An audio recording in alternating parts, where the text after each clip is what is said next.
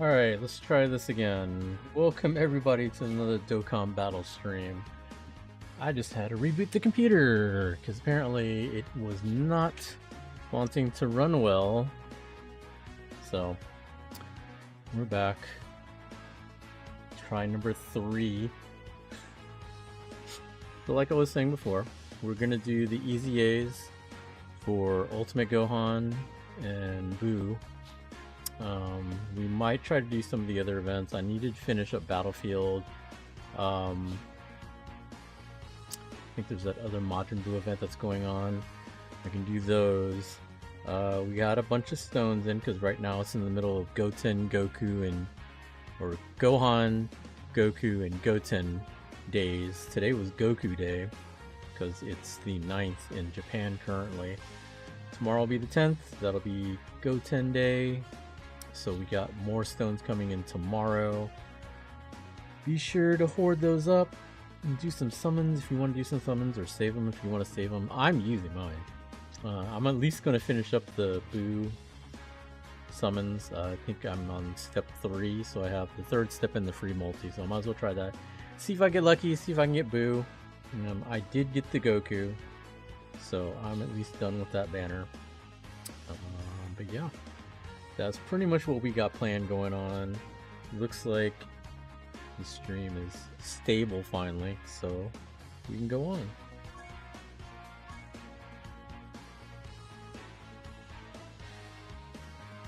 So I guess let's do the Gohan one first. Let me check something.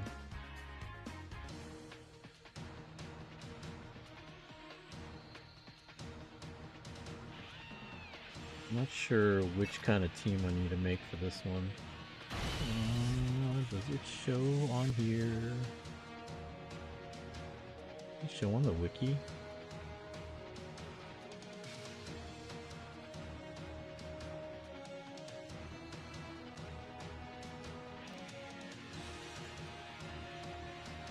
Doesn't look like it does. I feel like they haven't really updated recently. I'm not seeing it on here.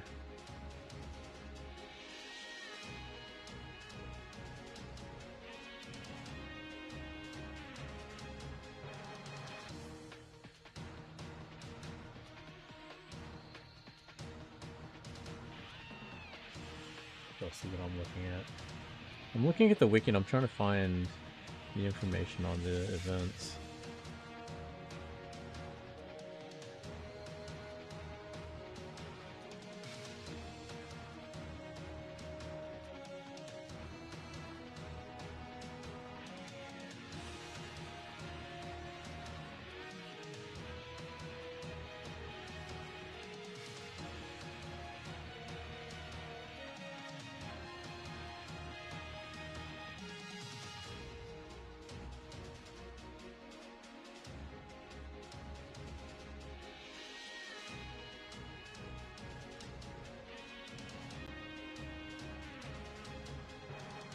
Doesn't even show him on here.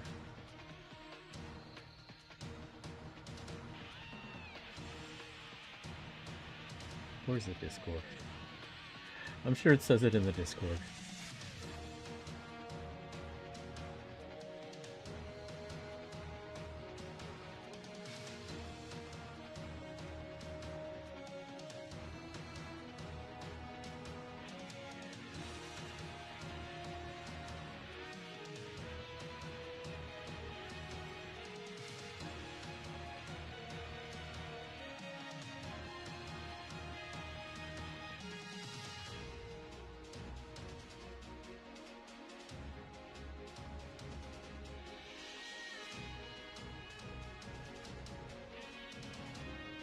Worldwide Chaos and Extreme. What is Worldwide Chaos?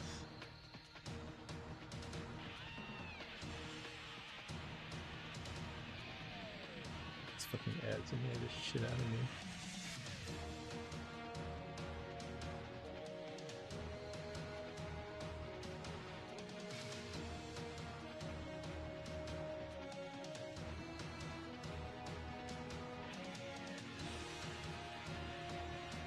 Worldwide Chaos, is that a newish category? Yeah. Okay.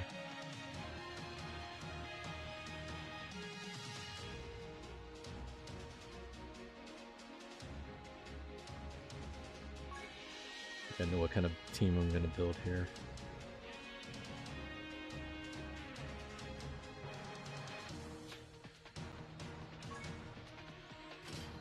We change this team up. So this Gohan is tech, so we should try to put as much int as possible. Technically the Zamasus don't work well together, at least the new ones, but I'm gonna put them on anyway. Because one of them is int. Oh, we can't put them both on? Okay, so we'll start with them then. Just because he's at least a strong type, so I think that'd be better. I don't think I'm gonna have too much trouble with this. Usually, Dokkan Fest ones aren't that strong. Let's see, so let's go 3. Let's go back up to green. You can put y'all 2 on there. If I put the boos, I wonder if that... I think I'm okay putting that boo on here. Unless I want to put those boos on here. Well, let me see. Can I put another one of the rosés on here? He might be blocked out.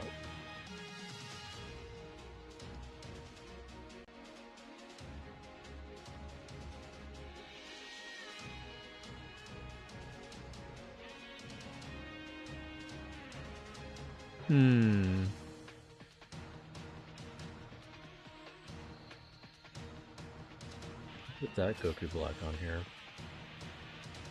So that gives me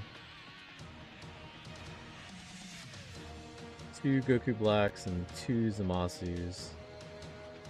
That should be pretty good. And then just go overboard, do another Zamasu. So then the only oddball is Cell. Should I just go with that? I think that should be fine. Yeah, let's go with that. What?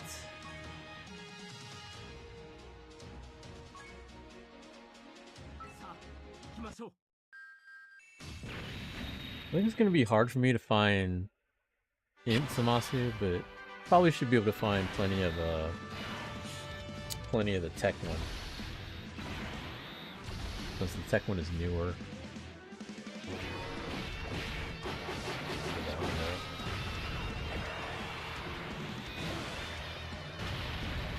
Yeah, this shouldn't really be hard.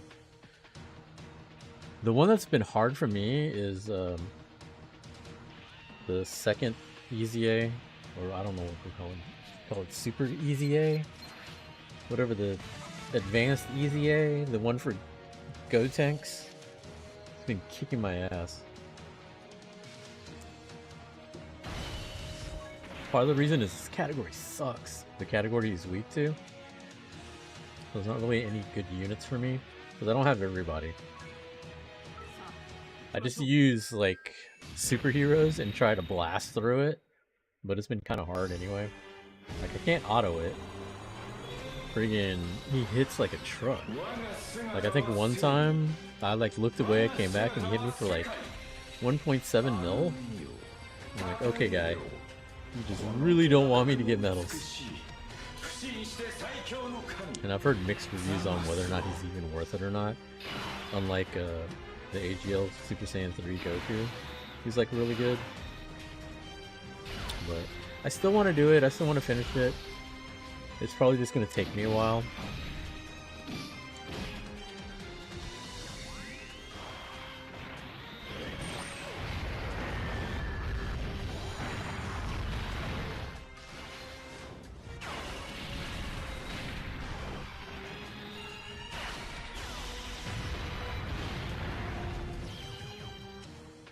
This one was kind of worthless for me.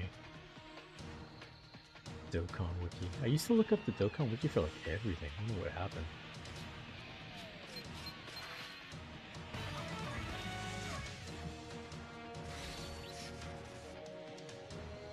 So FGC wise, Showdown I think went pretty well. I was pretty happy with how things turned out. What is this garbage?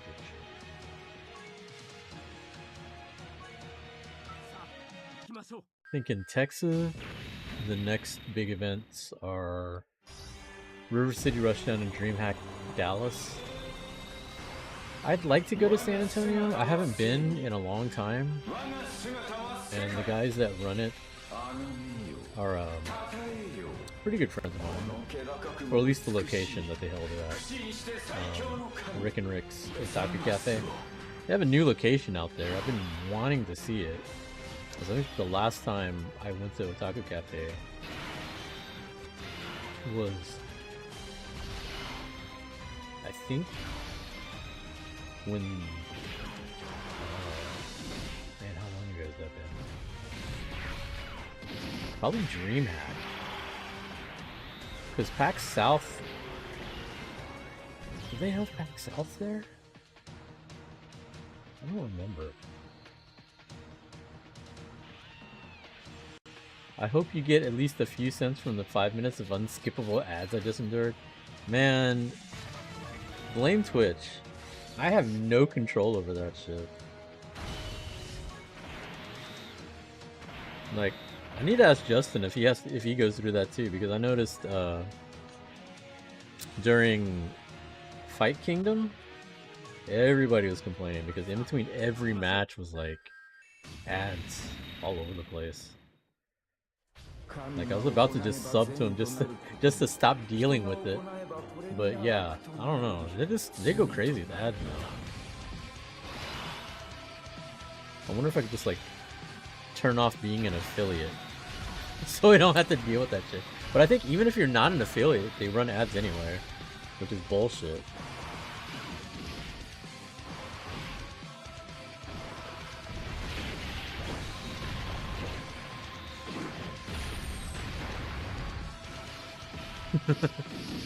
Well, I'm just saying. And no, I'm probably sure I don't see anything from those ads. I think you have to be partnered to really get anything from the ads.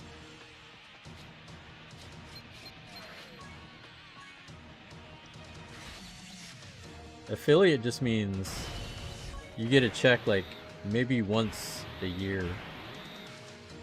Or 2 years in my case. I think I got a check from Twitch in February because they lowered the threshold. The threshold used to be $100. They would send you a check. I think they lowered the threshold to $50. So I finally was able to get a check after 2 years. This is when it's grand finals, last round, and then full screen ad meeting the game sound. Yeah. That's how all ads are. All the ads are unskippable full screen. The only way that I kind of got around it was I kept refreshing. Because every time you refresh, you get about 5 to 10 seconds of the stream before the ad kicks back in. So I just kept doing that over and over again until like the match was over. And I tried to let it run the ad in between the break. But there's so many ads, it's not enough time. Fucking, I think Justin's reels are like 7 ads, so it's like almost 3 minutes. There's no way you had 5 minutes of ads. There's no way they threw 5 minutes of ads for me. That's like the attention span of anybody watching my stream.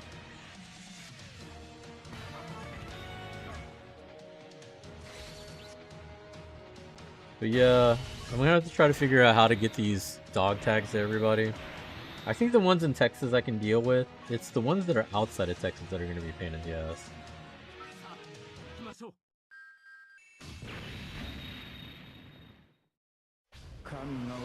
I'm giving a bunch to Linda to take the combo breaker and Evo, and hopefully they can reach a lot of people there.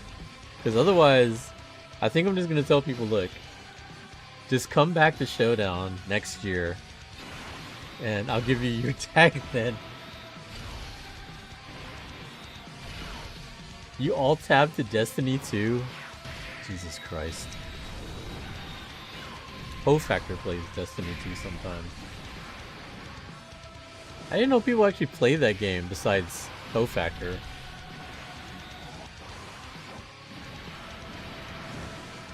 Probably get a forum and have them pay for shipping. But that's the thing, like even doing that is gonna be a pain in the ass. Because it depends on who I go with. The cheapest way is through USPS, but USPS is garbage. And then FedEx and UPS charge a lot. Like I think the cheapest rate for shipping is like still close to $10. That's ridiculous for these things. That's why I'm really trying to meet up with people as much as possible, because like even then I don't think they should pay for shipping these things. If I can avoid it. I just feel like it's too much money for that shit.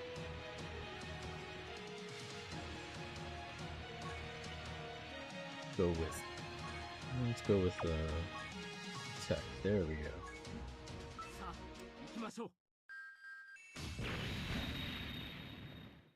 I mean, some people might not care. There's quite a few people that have like multiple, like the ones. Okay, so the ones from out of the country. I don't know. I feel like most of them will be at Evo anyway. Like if they're from like Canada or Mexico and they came here, I feel like more than likely they'll go to Evo.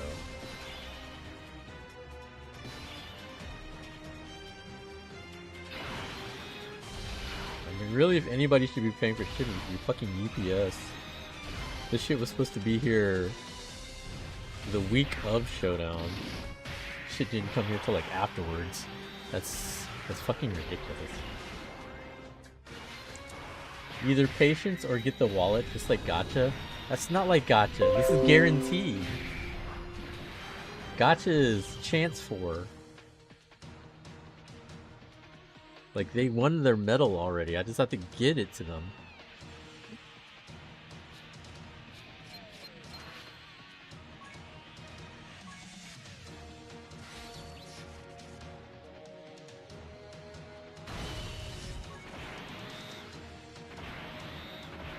I think I might try to go to DreamHack and maybe River City. Because I know I was supposed to meet up with the guys that run River City so I could give them medals for the San Antonio players. And maybe the Austin players too, because they're close enough to Austin where I think some people could just go to River City or whatever, pick up their medals there.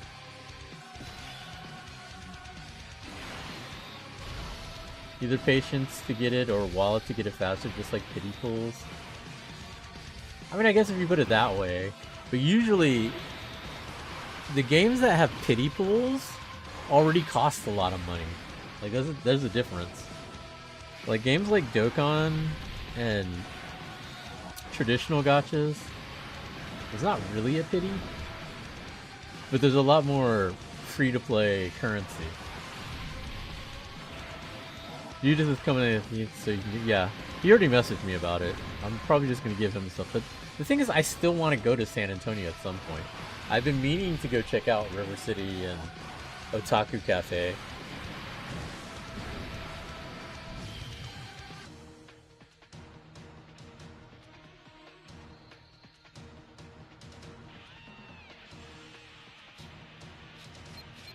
And then... because the River City is the week before Shikomi, I think, right? Isn't that this weekend? The River City event is this weekend, I think. And then Shikomi is next weekend.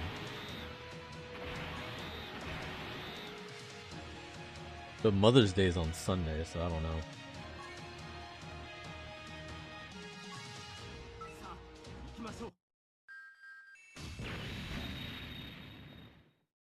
You spent 1K on the Nier gacha, literally forgot the pity pools, and lost all the currency. I uninstalled so fast. Wait, which one? Which one are you talking about?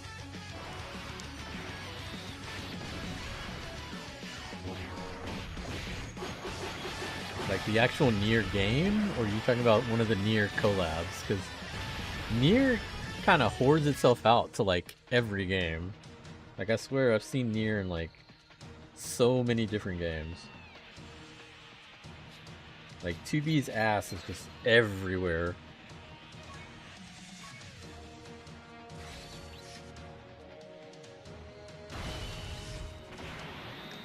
The one that closed recently, Reincarnation.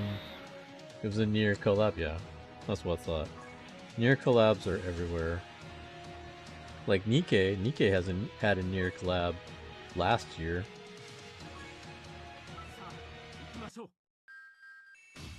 You know what's funny about that too? So Nikke, when they did the Nier collab, they announced it way in advance. Like not even a leak. Like people had leaks for it, but Nier went, I mean not Nier, Nikke went a step further and confirmed it.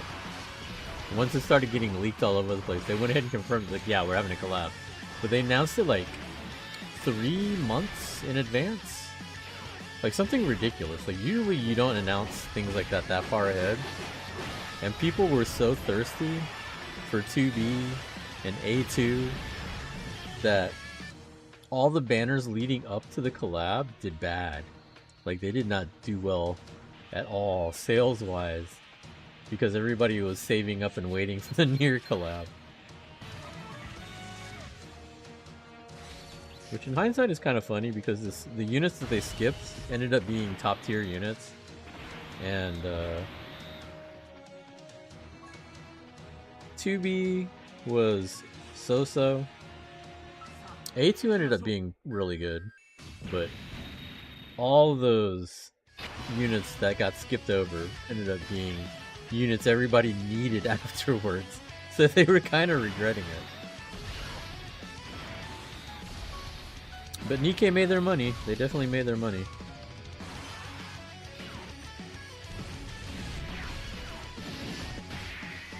Let's see, how many games is Nier... Like, how many games has 2B in? How many games has she been in? I know she was in Soul Calibur 6.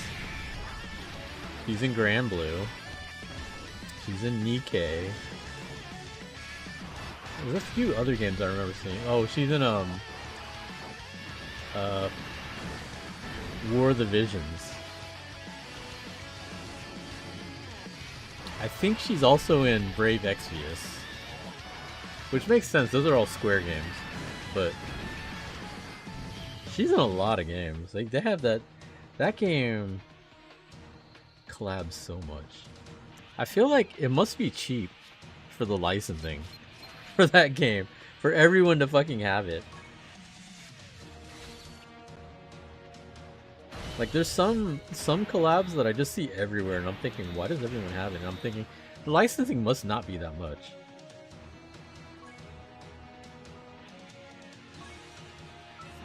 Like Reincarnated as a slime, I've seen collab all over the place. Random games that I don't think they would be in, but they are. Like I think there's some of the tower games have them in, and I'm like, that doesn't make sense for them to be there, but okay. There's 24 in one wiki. Wow.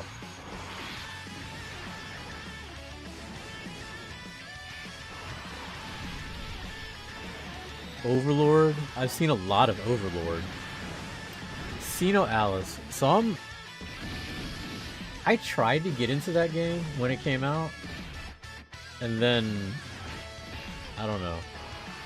I think one of my friends played it. Like a bunch of my friends started it, but I think only one of my friends kept going with it. Isn't it discontinued now?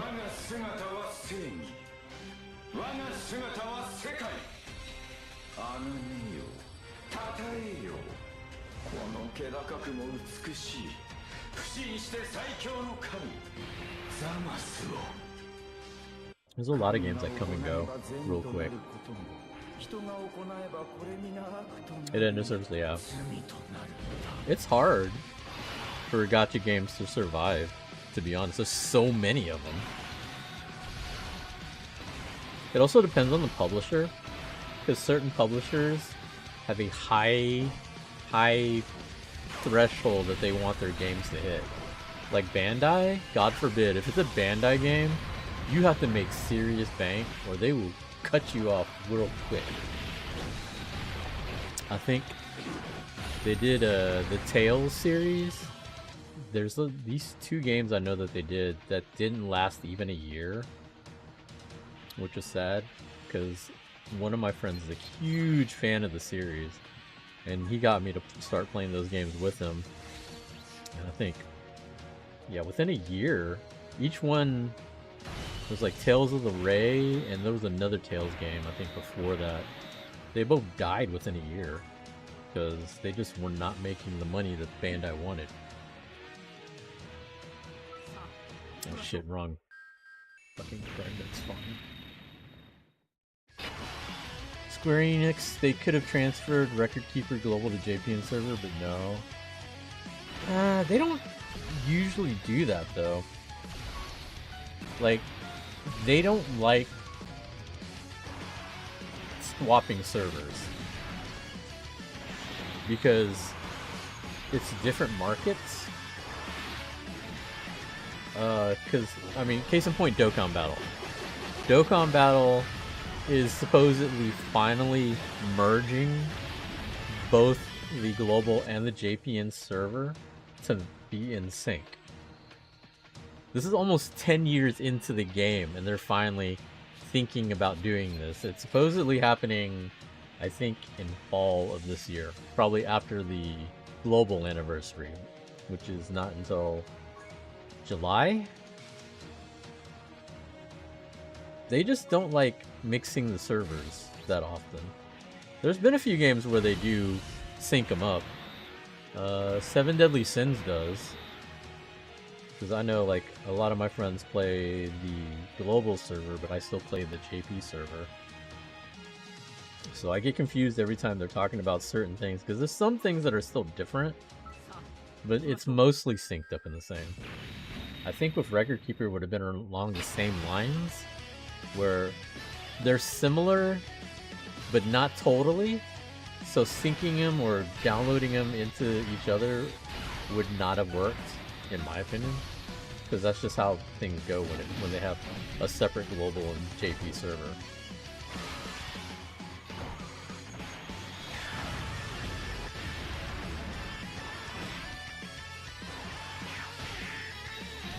I recently logged into Bleach Brave Souls, which is kind of funny because Hayabusa, my friend Hayabusa, was talking about he recently saw some of my Bleach Brave Soul videos from maybe 4 years ago, when I used to stream that game.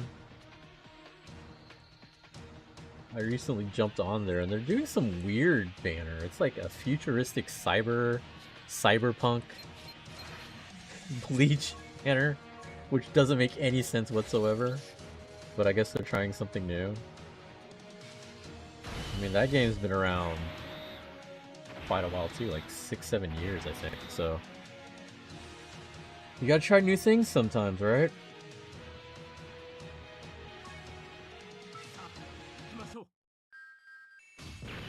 I remember when I used to get Facebook ads about it, it was constant. I mean, Facebook ads are different. Facebook ads are if you clicked on something by mistake, or you just like watched the video by mistake, you're in the algorithm. You're getting that forever now. Actually, you know what's killing me on Facebook? And I've reported it to them, but they're not doing anything about it. I'm getting tagged in stupid spam ads. Like, for some reason they're tagging me, and I have to go in there and remove the tag. And some of them are explicit, so I have to report it. But there's nothing in there for me to block it. Like, I can block that certain user making the ad, but it's a fake, it's a bot. And so all these ads are different bots doing this shit. So me banning one does no difference. Like, they need to make it easier for me to remove and like report them or whatever. Like, it's making me have to go through so many steps to do it. It's fucking bullshit.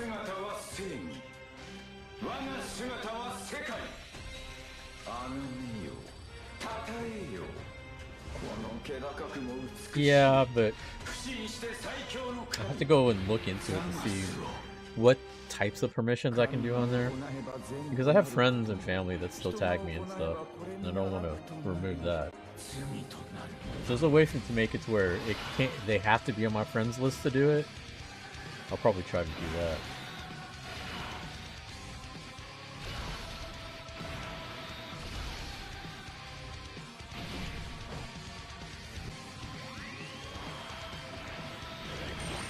Are you going to anything? You going to any tournaments? You going to Combo Breaker? Or Evo? I'm broke. I can't afford Evo. Evo's too expensive for me. It's only partially true. The real reason I can't go to Evo is because I'm saving for Japan. I'd much rather go to Japan.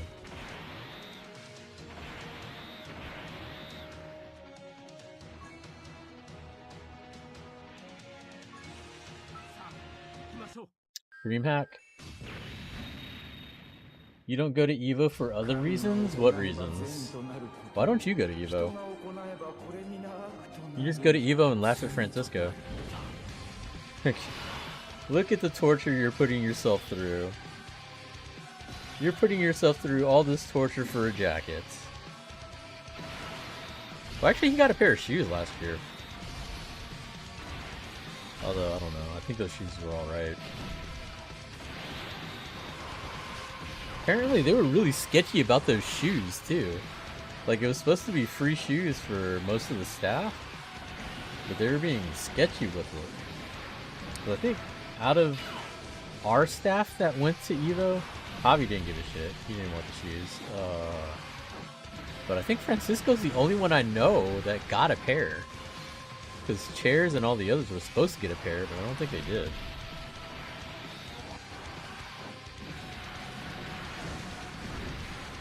Money shot up to the top of the list.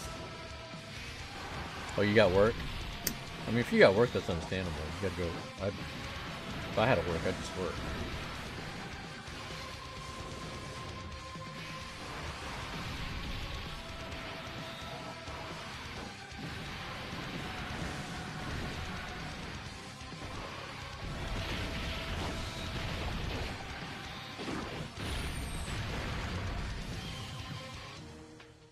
Yeah, that makes sense.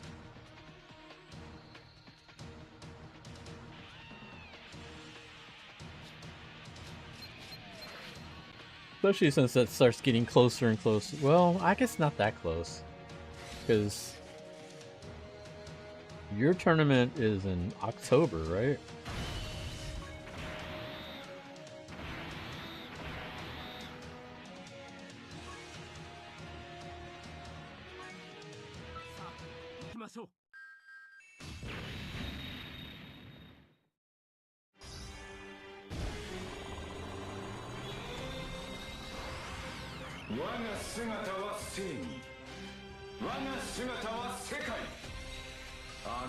See, if I played any modern games seriously, I would like to travel more, but I don't.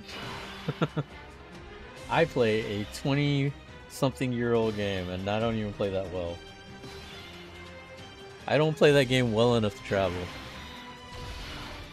Like, I would like to go to Fight Kingdom, but it'd be just to go to see Preppy. Like, watching the tournament, I'd get my ass handed to me. I mean, look what happened at Evo. I went to Evo, and I went 0-2. So, like, this year, some people were asking if I was gonna go, and I'm like, no. Well, they want me to pay like $100 more to go 0-2. I'm like, that's okay. I can just stay home and go O2. I don't need to fly to Vegas and spend $200 to go O2. You can just jump on Fightcade and go O2. I was on Hung's stream last night. We were talking about how Hung got 3rd place, but he was so stressed. He wasn't sure if it was worth making top 8. I'm like, well, you got some money out of it. He's like, yeah, but he makes more money not doing that. I'm like, that's true. You know, a 30-man tournament, winning a 30-man tournament is not going to replace a paycheck. Unless it's Level Up Expo. I can squeeze by the PTO, but I've gotten please don't go from clients before. Nice. You at least play something in the genre. I don't even play any fighters. Is that why y'all have all those random games at your tournament? Are those the games that you play? Is it Mario Kart? Are you a pro Mario Kart player and I don't know this?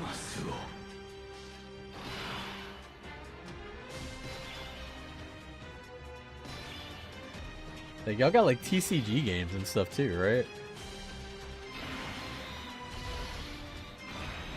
Are you like a pro Magic the Gathering player that we don't know about? Like, should you be talking in that cardboard channel on Discord?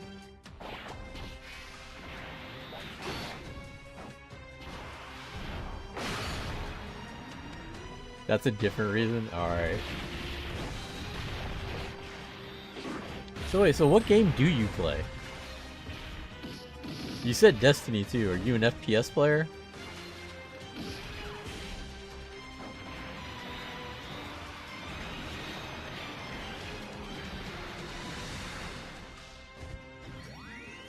Like, I say I play Marvel, but really I play gacha games. I wanted to do some events for gacha games at Showdown. What do you think? Like, we could do Street Fighter Duel, King of Fighter All-Star. We should do meetups for the gacha games.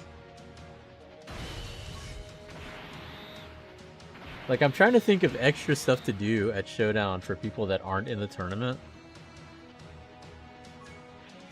Like, we are probably going to do a TCG room. Instead of that stupid eating room that we had, we'll put stuff in there, like a TCG, maybe get a card vendor in there. Because some of the guys on staff are used to running Yu-Gi-Oh tournaments, so they've done TCG events before. So we'll probably at least definitely have that. I suggested doing Gundam building. Like, I know we have the Gundam players, but what about doing like a Gundam building? Like either a speed contest or whatever, people bring in their builds. Let that get voted on.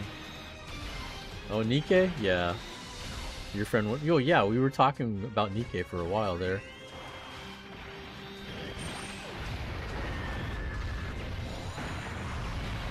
So the reason we have those events is partly because of the convention center, and we attract a lot of people. So they end up asking for space to go, and if they can add their event. Makes sense. Makes sense. I saw that Defend the North was going to be at with the Anime New York, which is pretty cool. I don't know if that's going to be their whole tournament or just they're doing events there though. If they're doing the whole tournament there, that's interesting, because that convention tournaments to me are 50-50. Either they go really well or they don't go well. There's like no in between. It's either they work well with them and the event goes great, or they put too many demands on it, or they have too many rules and it goes to hell. Like, even with us, when we were working with the convention, that was the problems that we had. It's like, well, you know, it's their space. We kind of have to abide by their rules, but the rules suck.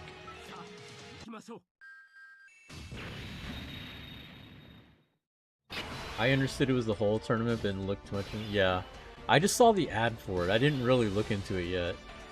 But judging by how it went last year, I wouldn't be surprised. I know they had issues last year. So, typically for an event, the pros of being at a con are obviously space. Usually you don't have to pay for space, you're paid to be there to run the event there. The problem is, what are the rules in place for it?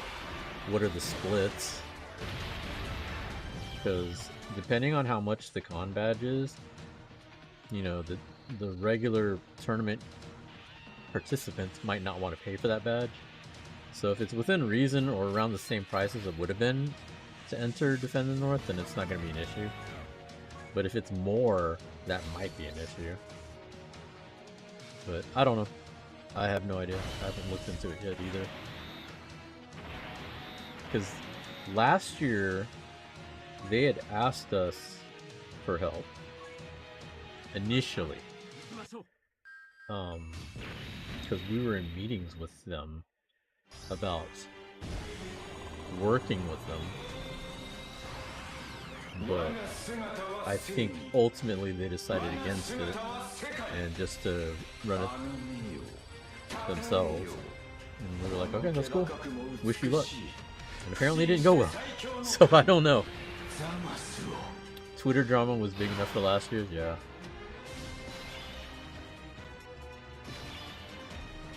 I just felt like they were in over their heads, which I could totally understand.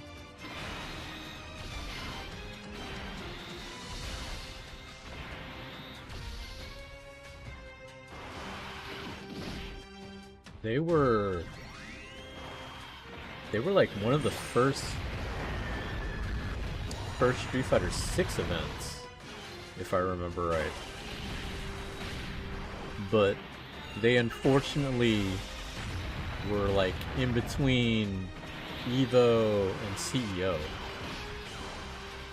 So their timing was terrible for the date, because CEO was like the biggest launch for Street Fighter 6, and then you had Evo like a month later, and smack in the middle was Defend the North. And so unfortunately they didn't get the numbers they wanted, because everybody wanted to go to be the first big event, which was CEO, and then after CEO everyone's saving up for Evo. So they unfortunately got the raw end of the deal, being stuck in between both of those events. Kind of similar to our situation, except it was Evo Japan being the same damn weekend as us. I don't know when we're going to announce our date for next year, but I think we kind of want to wait until some other events announce their dates. But I think the only one we're worried about is probably Evo Japan, and I'm pretty sure it's going to be the same timing. Because I don't see, there's no downside for them to stay Golden Week. Like, Golden Week makes perfect sense for them. I mean, I don't blame them for choosing Golden Week. That's the exact perfect time for them. The only thing that we're upset about is they could have told us. They could have given us some notice so that we could have like maybe had time to change dates, because by the time we found out, it was way too late to change the dates. I don't think there were any dates close by that were open. Like, because the problem is for a lot of the hotels is finding a 3-day window, and it's not even 3-day, it's 5-day window. Who followed me? Where's my alerts? Chris Smart, what's up, dude? How you doing? Thanks for the follow. We're just talking bullshit while I'm playing Dokkan Battle. But yeah, part of the problem is finding a 5-day window, because it's not just 3 days. It's 3 days for the event itself, and then you need at least Thursday to set up, because we can't set up Friday, and then tear down Monday. So finding 5 days around a weekend is pretty hard to do on short notice. That's why right now Javi is already negotiating for next year's date. We'll probably have to be early April. Just playing Tekken 8? Nice.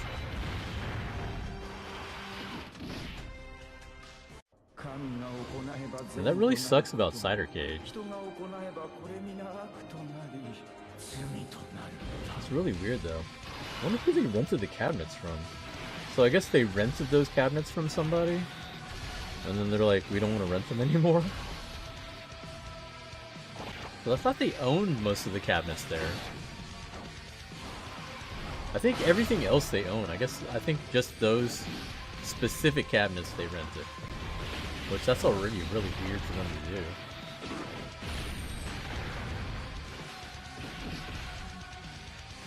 But I think they're the only cidercade that does that. I don't remember seeing cabinets like that at other cidercades.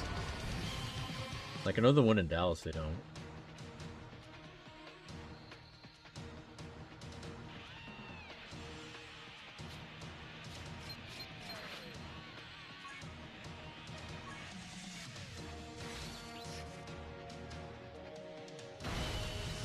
Like personally, I would try to go to Cidercade more if they had Crazy Taxi.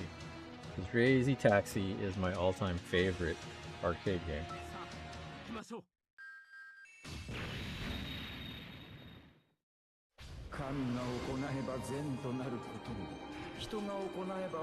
Cidercade shit sucks. I need to cancel my membership. I was there last night. It's like $15 though, isn't it? Or did they raise the price? Like, are the prices the same? It was like $10 for a daily pass and $15 for the month.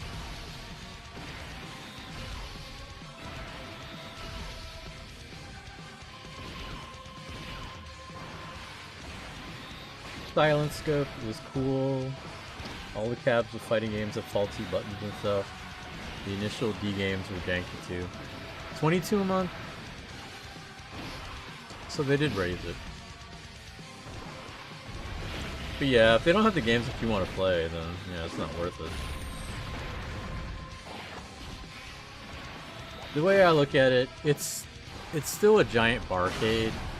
And the thing for barcades are, it's just a bunch of games for drunk people to play.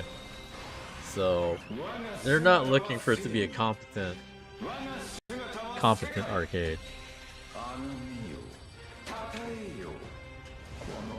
I remember the one thing I liked there before, because their Marvel 2 cab was ass anyway, so I never cared about that. But they had head-to-head Japanese ST cabinets. That was the thing that we liked the most, but they were always busted.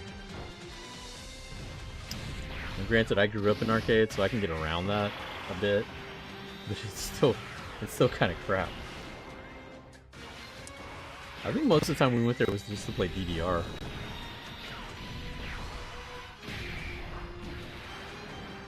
No more fountain drinks or cups of water. You gotta buy sodas and water bottles now. I feel like part of that might have been due to COVID. I want to say. I'm not 100% sure. I'd have to ask Banjo about that. But I feel like that might have had something to do with it.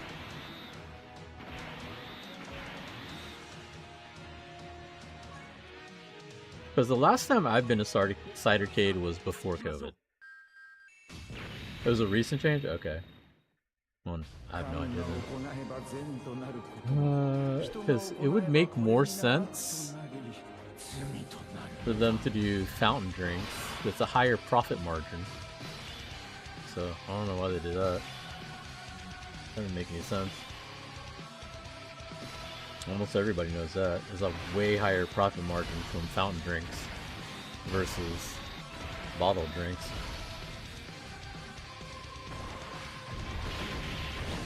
Who knows? I don't know. I could always ask Banjo about that next time I see him though. Or hell, next post oak, he usually shows up at post oak. You can ask him, why the hell did y'all get rid of fountain drinks?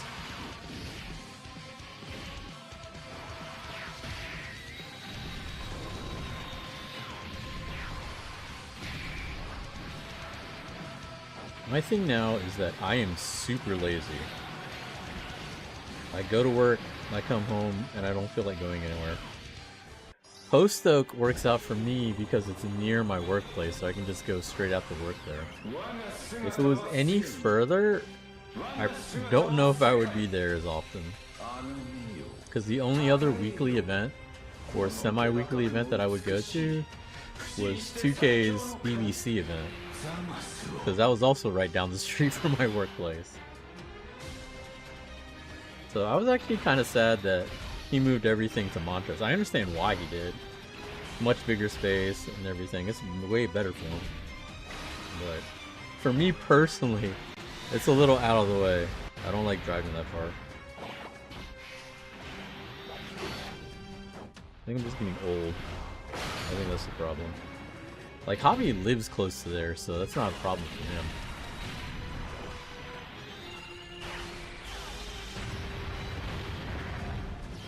Never been to Bel Air Brawl, sadly. Always wanted to go there for 6. I mean, it's Shikomi, and it's basically the same thing. The only difference is it was in a milk tea shop. That's about it. That's the only real difference.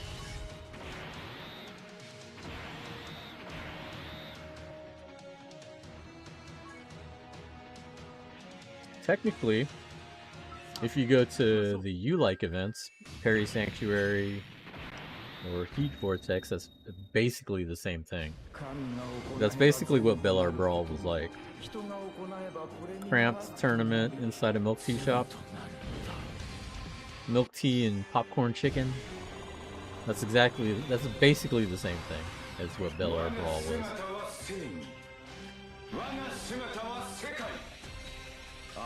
Man, you know what I can't wait for? I can't wait for round 1 to open.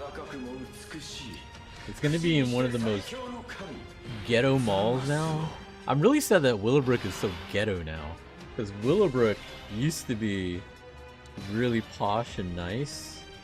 And now it's gone so downhill. Which is probably why round 1 is going there. Because it's probably way cheaper now. Like, there's no way they would be at, like, Memorial City or the Galleria. Those would be way too expensive.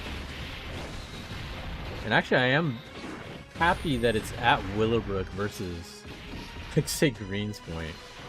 Or somewhere way out there, like Baybrook.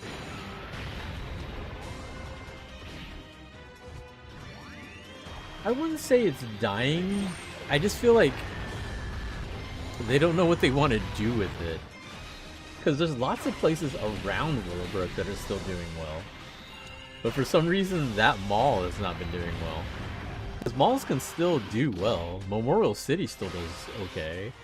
And you still got the Galleria, but the Galleria is different.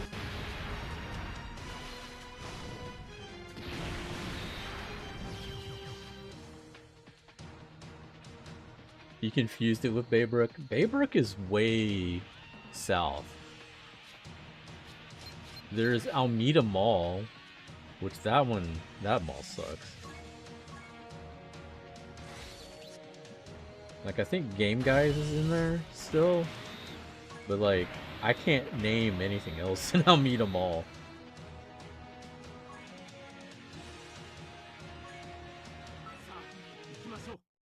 There's a couple of old school malls that are, like, something else. Like, there used to be Northwest Mall. I don't even know what that is now. I think it's like some kind of technology center. Well, they try to make it a technology center. And then you have Sharpstown Mall, which that tried to become a vocational school. I don't know what the fuck that is. You're thinking of Greens Point? Guns Point? Friggin' Guns Point Mall? That place is ghetto. Last time I was in that area, they were building something there. Like, they're trying to renovate it into something. I don't know what. I don't know what you could possibly make that into. Like, a lot of these malls, I don't know what they're supposed to do with them. Besides, like, tear them down and turn them into something else. Like, even near me, there was a Town and Country Mall, which they eventually tore the whole thing down, and they're building, like, condos or something there. Because they have a city center now, which I think part of it became city center, and then part of it became a condo, and then they tore down the rest to become a parking garage. Like, it's really weird what they did with that. But it's weird how Town and Country Mall died, but Memorial City Mall, which is down the street from it, thrived. I don't know how that happened. But now you have City Center and Memorial City Mall. Northline Mall, I remember, because one of my friends, his family used to own a Chinese restaurant there. And when I was in college, we would go there, even in high school, we would go there after school to go eat. Yeah, they had the Magic Johnson Theater there. And they had, like, when Northline Mall was still around, they had the #1 Foot Locker in the US. In the entire US. The Foot Locker in Northline Mall was the #1 in sales out of every Foot Locker in America. I'm pretty sure that Foot Locker was like the only thing that was keeping that mall going for years and years and years, because it was like nothing. This is even before the Magic Johnson Theater opened there. Like, everything else in the mall was like dead except for that Foot Locker.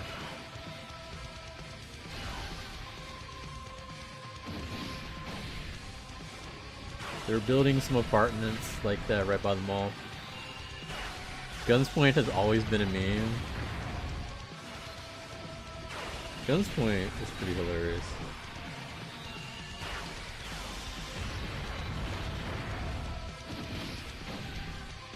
Dead besides Foot Locker? Yeah, it makes sense. It's usually how it is. So, Andrew, you know this story. So, back in the day when Marvel 2 was popping, Greenspoint Mall used to have a tilt where once a week they had, it was like no cable days. You were banned from playing cable.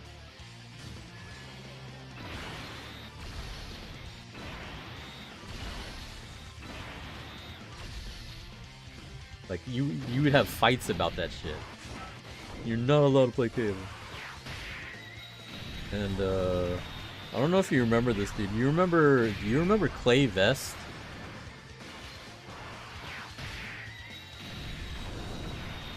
He was this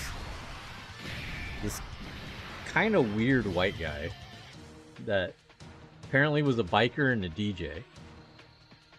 And just like No Rugal and the Cap. Yeah, exactly. He only plays one team. Or one team well, which is Team Scrub. Which obviously has cable in it. And so one day he decides to go to Greenspoint Mall. And he fucking plays his team. Fuck it. Who cares? It's the only team I play. So he goes and plays Team Scrub. Then he goes on a streak. I forgot how many wins he got. But at a certain point, he got like double digits or something. He was still going on the win streak, and about the next game, I forgot this dude's name. He was like this big guy. He loved playing big bodies, so he was always playing like Hulk, Juggernaut, something. He wasn't good, but he loved playing that team. And so he was in the middle of playing the game, and I think he called his assist, and Clay shot both of them dead, air hyper times whatever. And so he takes his hand off the stick, stares at him, and just cold cocks him. Knocks him out. And I think after a couple minutes, he shook it off, got up, and just wobbled out of the arcade. Nobody said anything. We're just like, Well, when they say no cable, they mean it.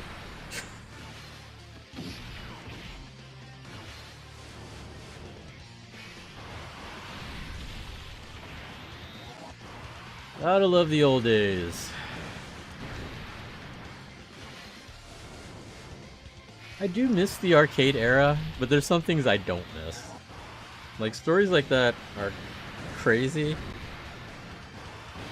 but that would not fly today. It definitely would not fly today.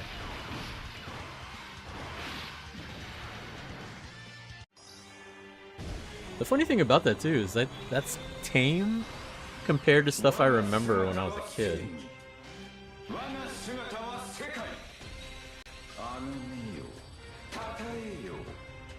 Clay told Brad and I this at Stargate.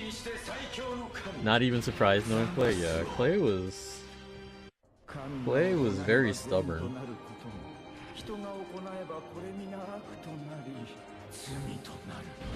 I still remember when Ben and Papa John got into it at PZ. Man, Papa John. That's a name I haven't heard in a while. Ben's been busy being a father and I guess working. Because I think he owns a jewelry shop. So I think I asked Dictator about him. You know, what he's been up to. The old Third Strike guys that he used to hang out with. Yeah, I think last I heard about Ben, I think he had another daughter.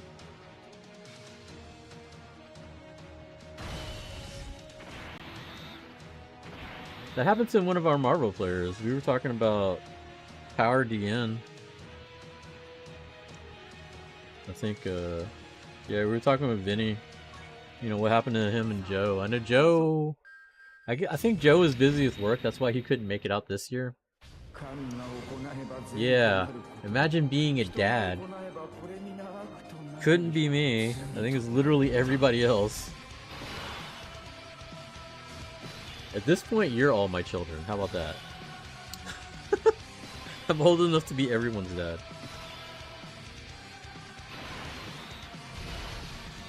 Daniel's a dad. Daniel, I just found out Daniel has 2 girls too. That's why he's been busy. Which doesn't surprise me. I haven't heard from Sharon in forever. I tried to bait her to come out the show now. I was like, look, you come out, I'll challenge you. Puzzle Fighter. Let's do this. Puzzle Fighter tournament. Let's fucking go. He told me she was thinking about it, but I think they're busy with their kids. Maybe when they get older. I think I am going to throw a Puzzle Fighter tournament though next year though. There's been some people talking about it and I'm like, you know what? Let's do it. I want to throw some more community games like myself. I think I'm going to throw some because I know the community's been doing a pretty good job about doing their events, but I think there's some events that I want to do. Like I want to throw that Rama 1/2 Super Nintendo fighting game. There's a dedicated scene for it that show up every year at EVO Japan. I follow them on Twitch, and that game is hilariously broken. But kind of like the Sailor Moon game. But the Sailor Moon game's actually pretty good. The Rama game's kind of garbage, but it's still fun. I'm not entering on the account of my color blindness. Yeah, that might be a problem. There was that tournament we went to in Chicago. Was it Midwest Challenge? I don't think it was. Was it Midwest Challenge? I don't think it was Midwest Championships because they had Midwest Championships and then they had Midwest Challenge. I don't remember which one it was.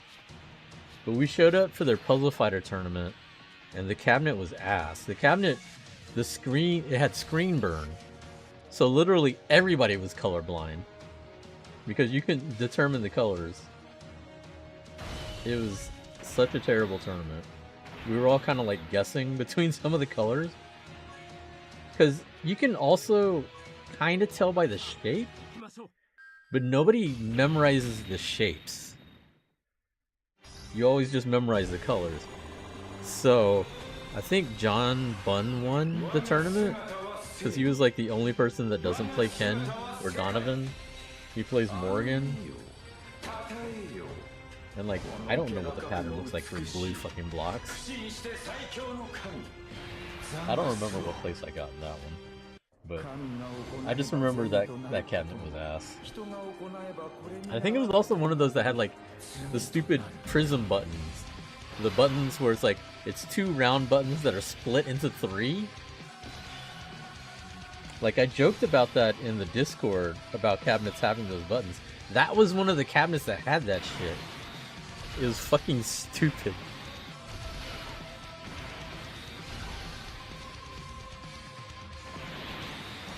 Midwest Championships? Okay. And Guilty Gear? Yeah. Yeah, that was the year he won Guilty Gear. I don't know what's crazier, him winning with Dizzy that year, or Fubarduk winning the year before with Zappa. I feel like Fubar winning with Zappa was crazier.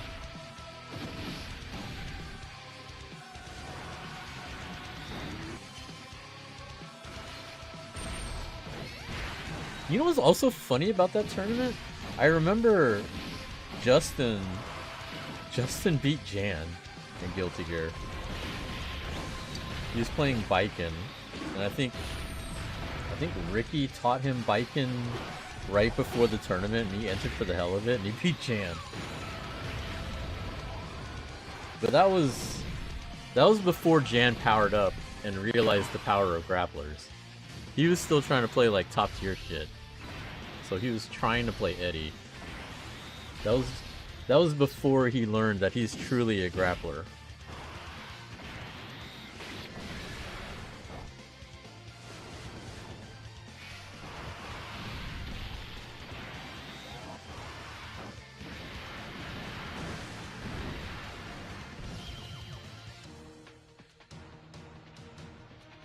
You vaguely remember that? Yeah. That was back in the Stargate days.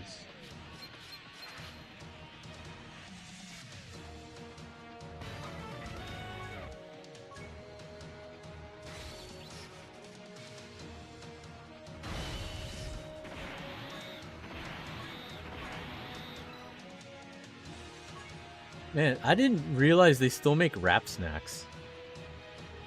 Or maybe they brought them back or something.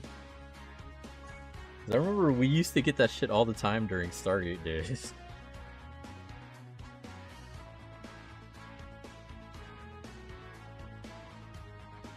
I forgot where I saw them. It might have been Walmart. I just randomly saw them on the shelf and I was like, what the fuck?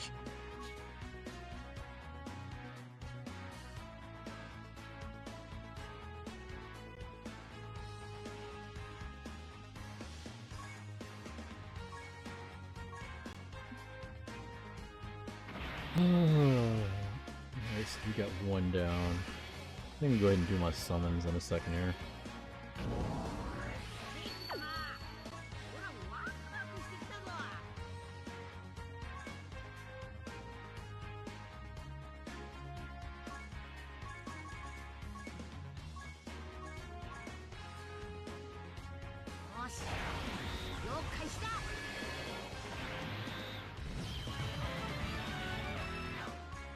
Three more. Trying to see if I can get lucky and use my 30% rather than having to waste my guaranteed. I have a shit ton of them anyway.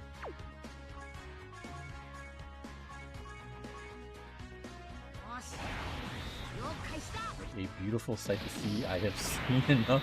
Alright, cool. How did Showdown go overall from your perspective this year? I thought it was okay. We had to deal with a lot, so, you know, I wasn't grading it as harshly as I normally would. We had more people this year. We had a lot of new games this year. All things considered, I think it went relatively okay. We had a lot of new staff members having to deal with a lot of new people. There were a lot of new players. We were in a new venue.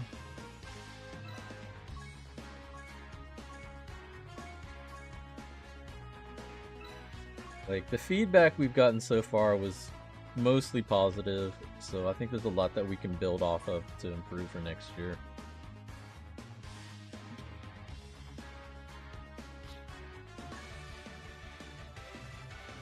Like, I would give this year a solid B to B minus.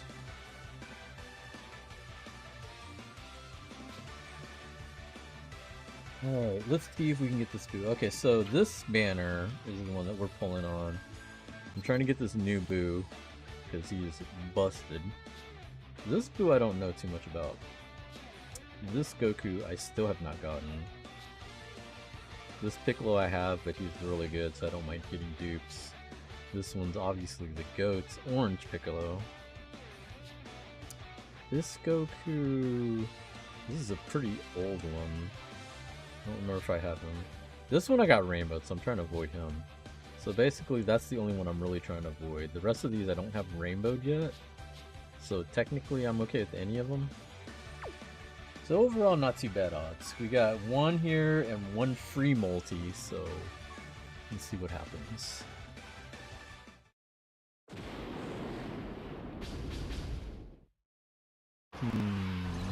Oh, we got fusion. Let's go. As the second biggest tech Gohan to credit, I believe him to be top 7 in the game.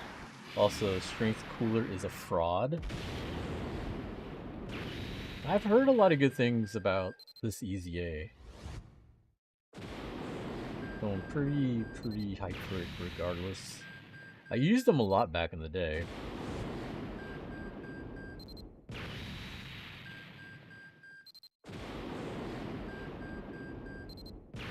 Okay, nothing yet. Still nothing. Fake out. Come on. Come on. Give me a boo. Give me a boo.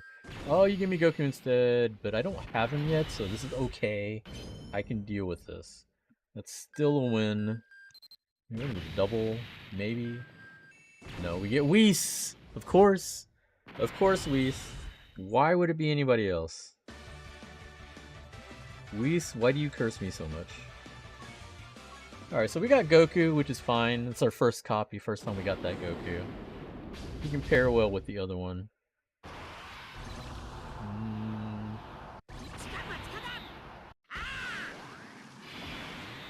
Rewind? Maybe? Maybe?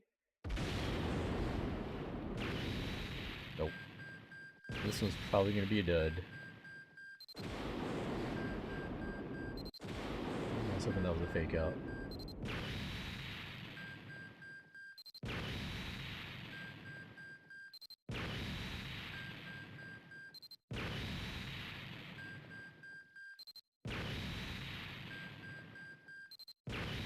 Anything?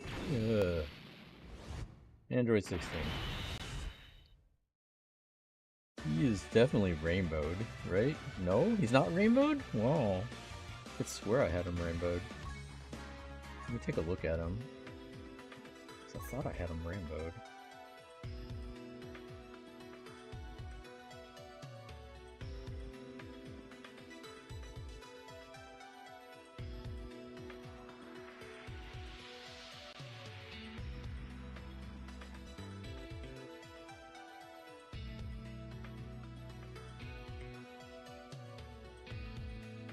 What the fuck is he? I need to go reverse him?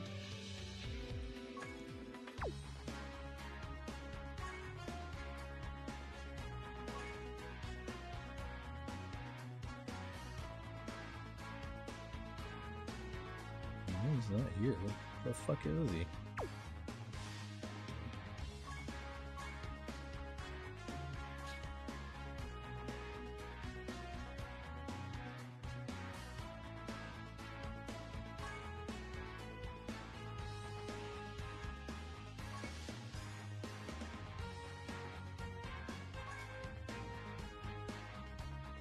He's rainbow. Oh, it's a free fucking multi. I'm an idiot. forgot. There's a fucking free fucking multi. You don't get anything for that. I enjoyed this year quite a bit, especially the extra space overall venue-wise was a plus. The old people game room wasn't blazing hot like it has been before. Well, we know we don't want all you old people having heat strokes and shit. So, want to make sure y'all had plenty of space. I think we're gonna do some more events upstairs as well. Probably move some things around because we have a lot of space upstairs that I think can be utilized. We have the arcade upstairs.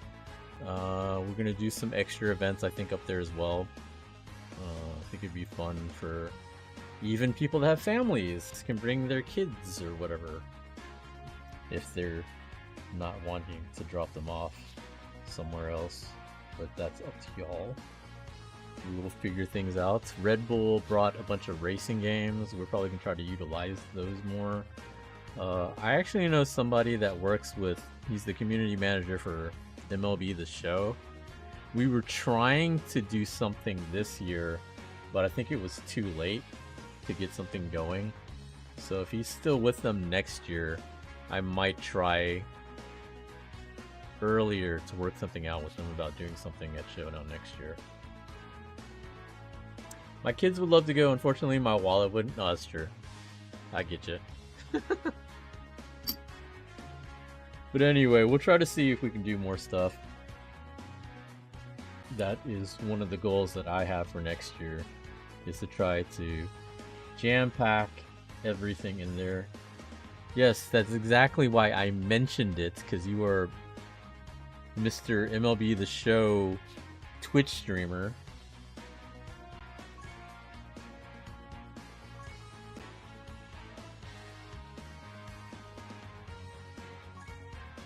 Alright, so now that we got that one done, we can do the next one.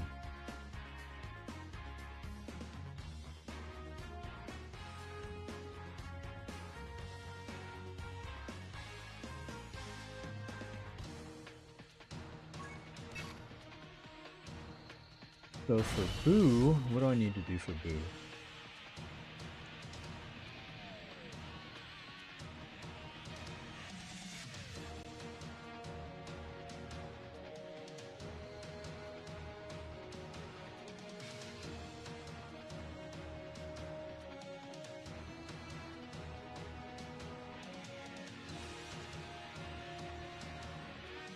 Different one.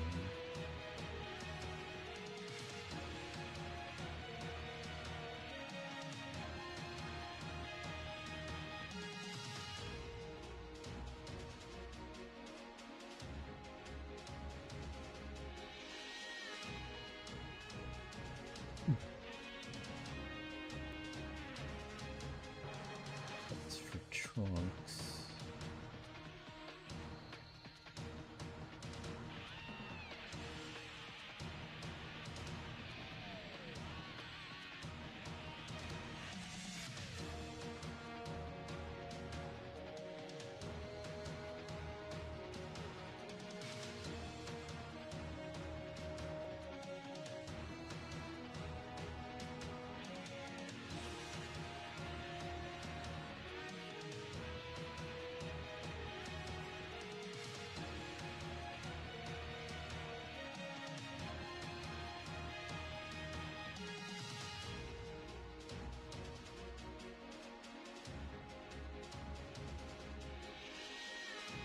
There we go. So how does this work?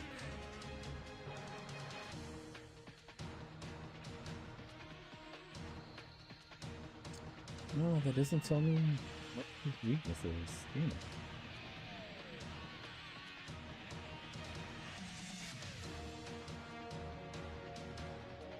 Son of a... Maybe some bulletin.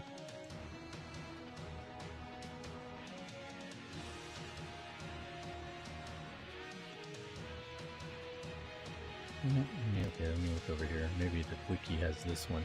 Because it's kind of older.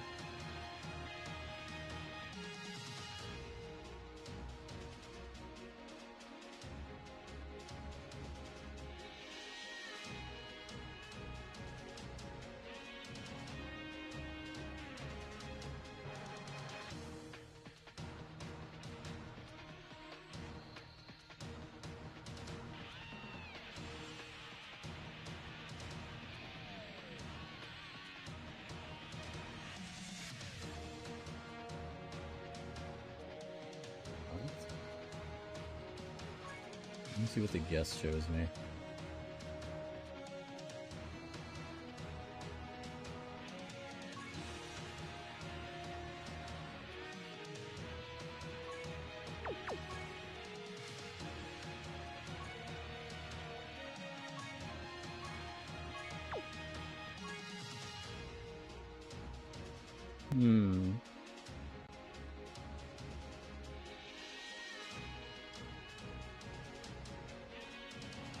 Let's try looking it up this way.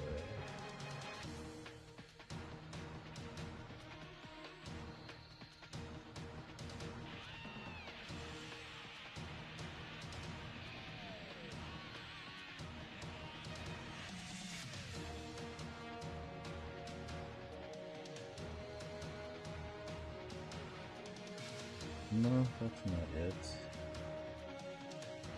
Because it's pushing on Bing. I don't use Bing. Fuck off.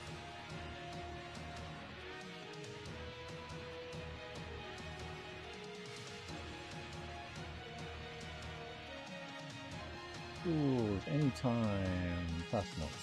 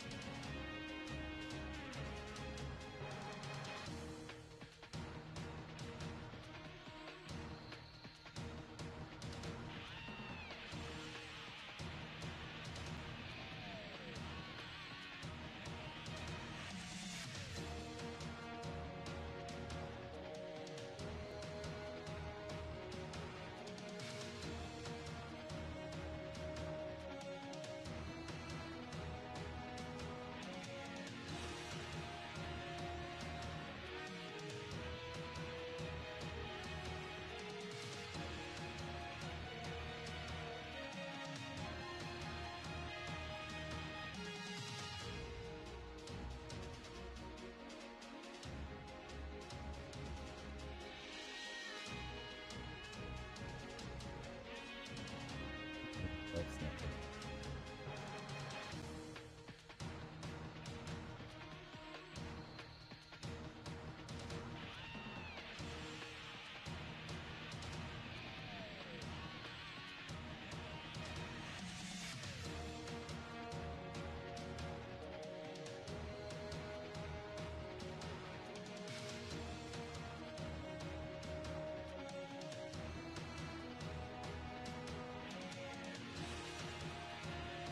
I just want to know which category it is. Damn it.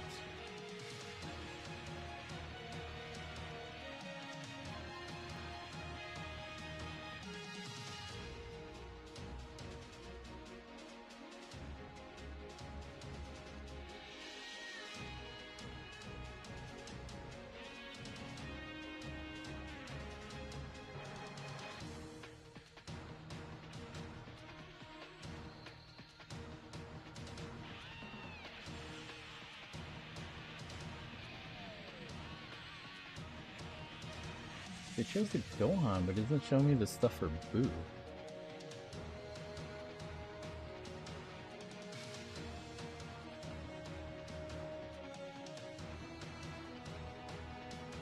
That is annoying.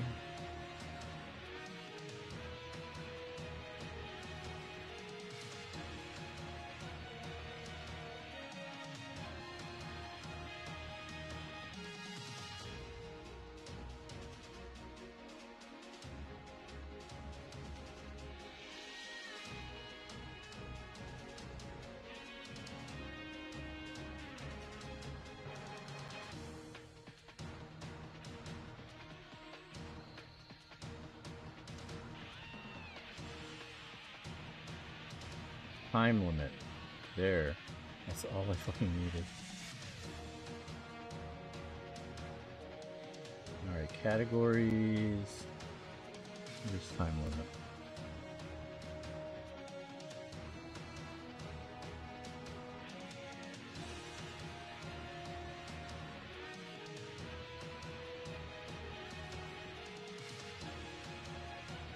There we go, time limit.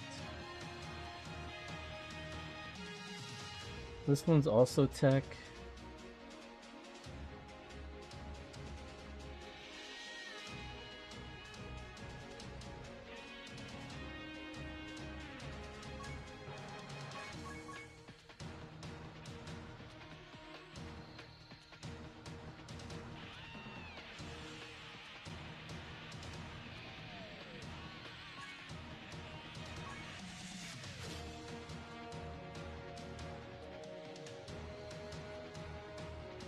This one's gonna be a pain in the ass, I think. There's no int that I want to throw on here.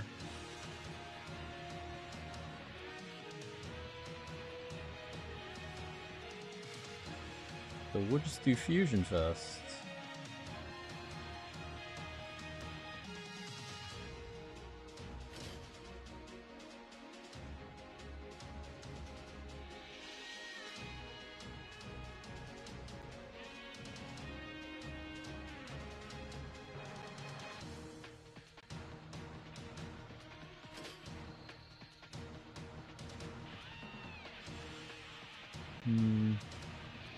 Which one? I'm gonna try to avoid putting blues on here.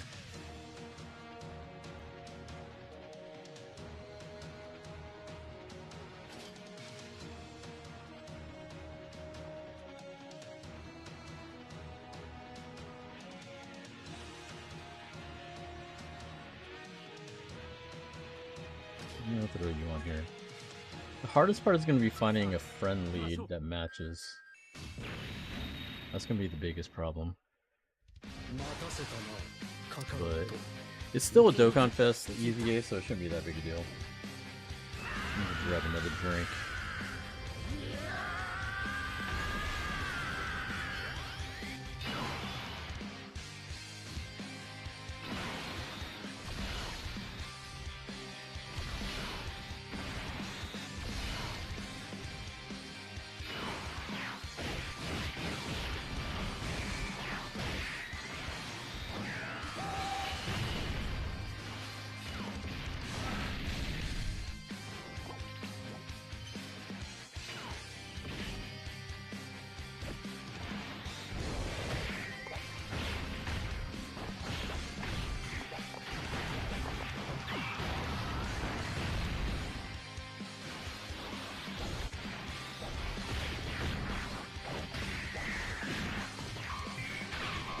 What up, JT? I'm gonna run to the restroom real quick and we'll run the next stage. And then I'll be right back.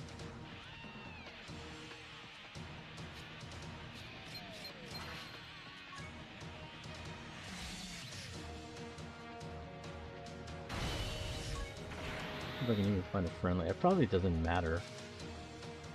Yeah, whatever, just run with that.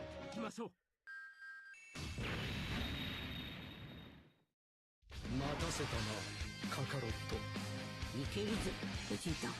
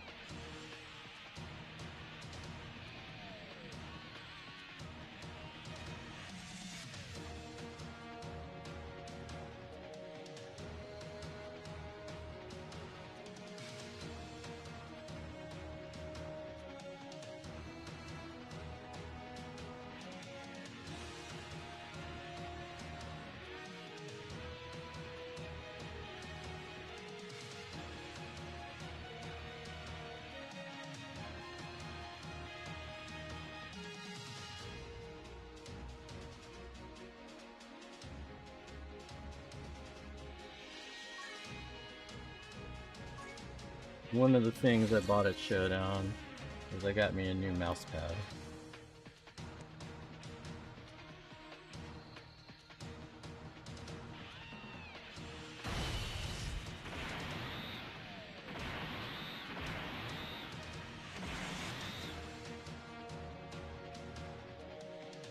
The new Viking mouse pad.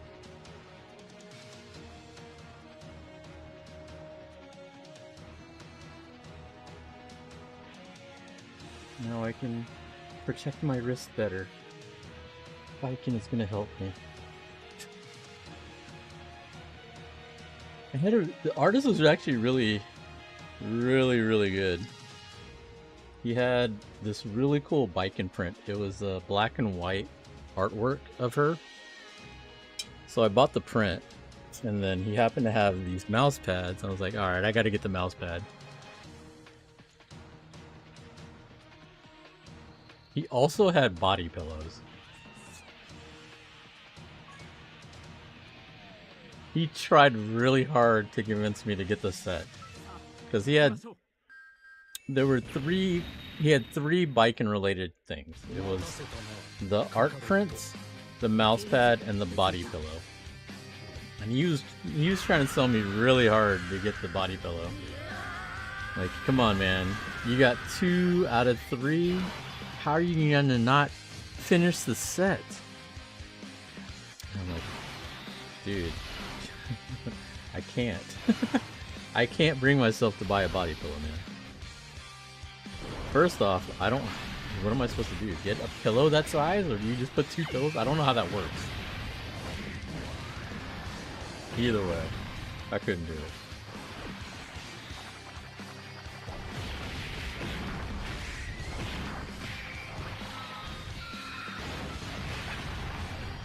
How close were you to buying the body pillow? I'm not that close. He didn't get me that close to buying it.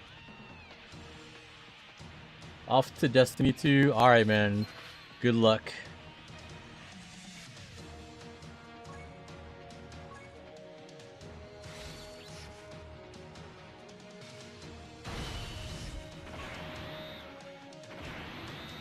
You should play with Ho Factor.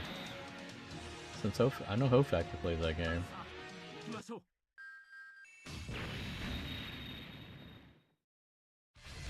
そろそろオラとやろうぜ。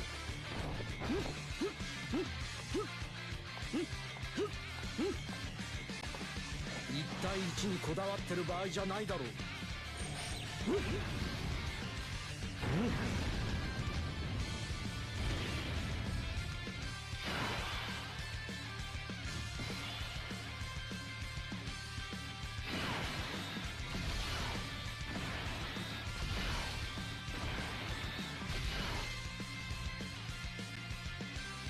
I don't know if I posted up the stuff I bought in the Discord. Oh, I did. My wall of Vikings.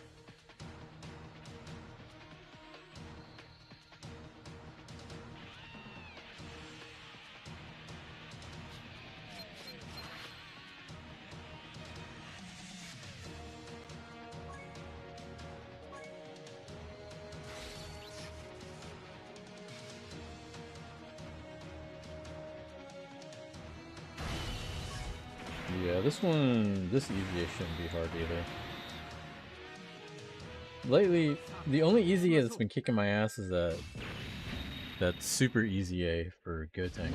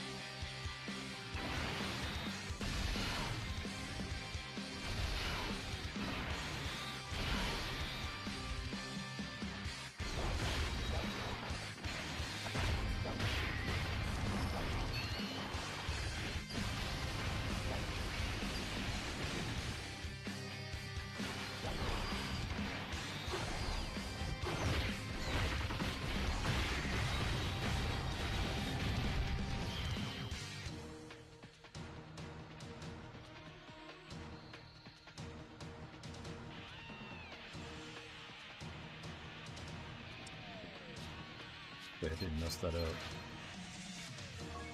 I was trying to look at something and all of a sudden it just opened up everything. Hopefully it doesn't destroy my bandwidth and frames.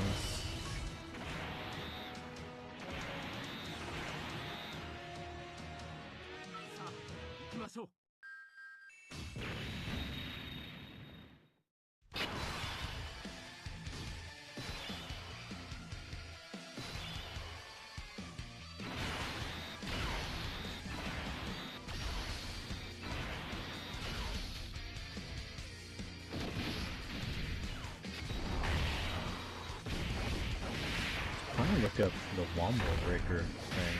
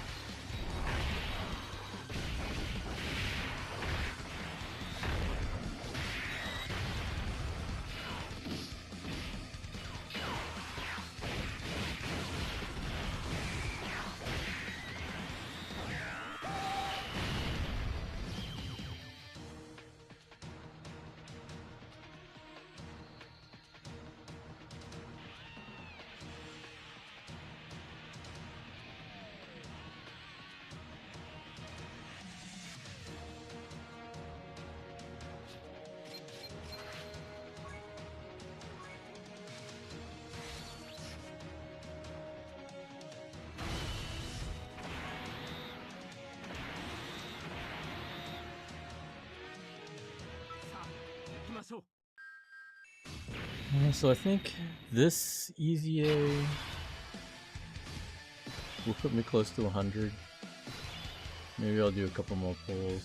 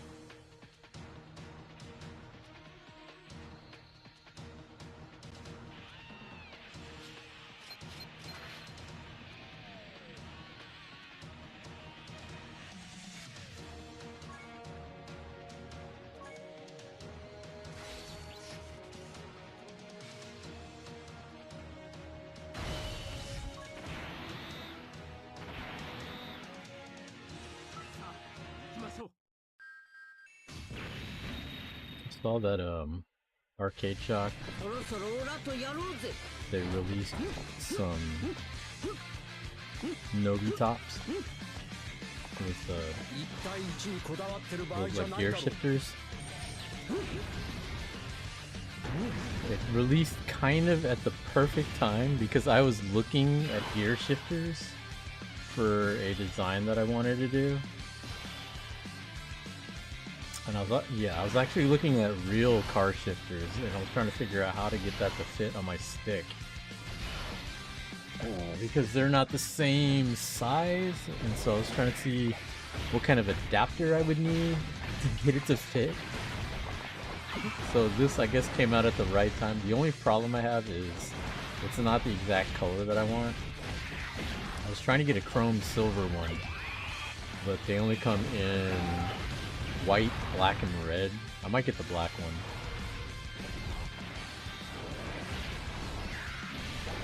Because it should still match up with what I'm doing.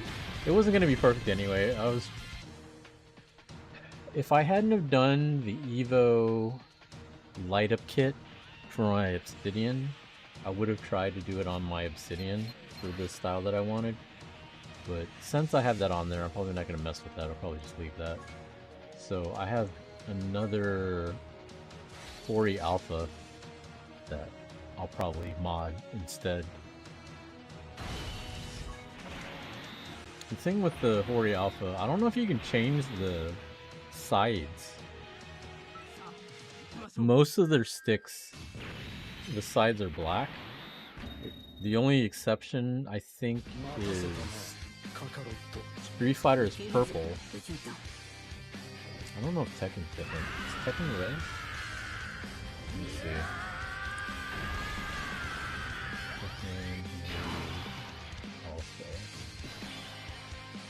No, those are black also. It's just the sides say Tekken 8 on it.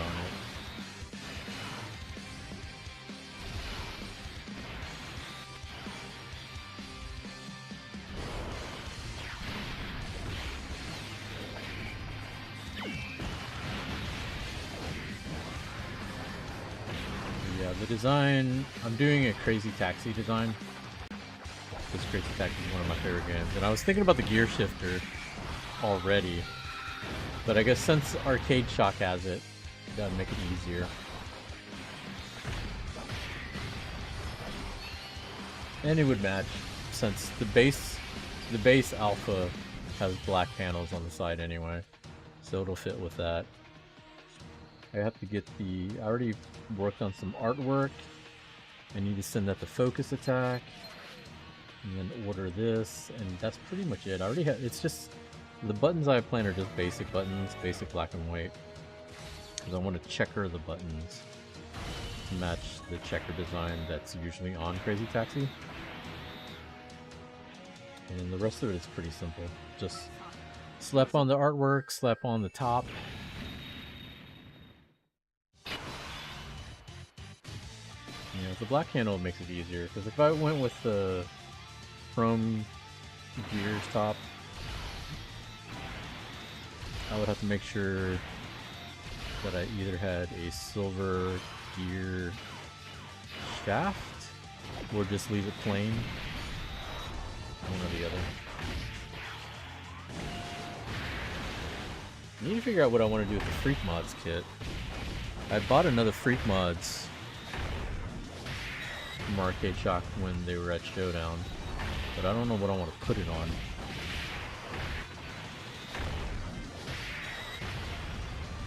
Debating maybe to put it on the Evo stick.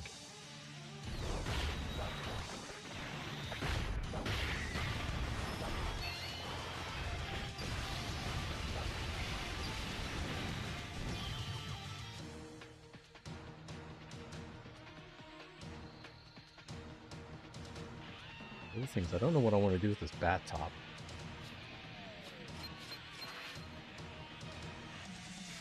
Actually, really, the one thing I really hate about Kwamba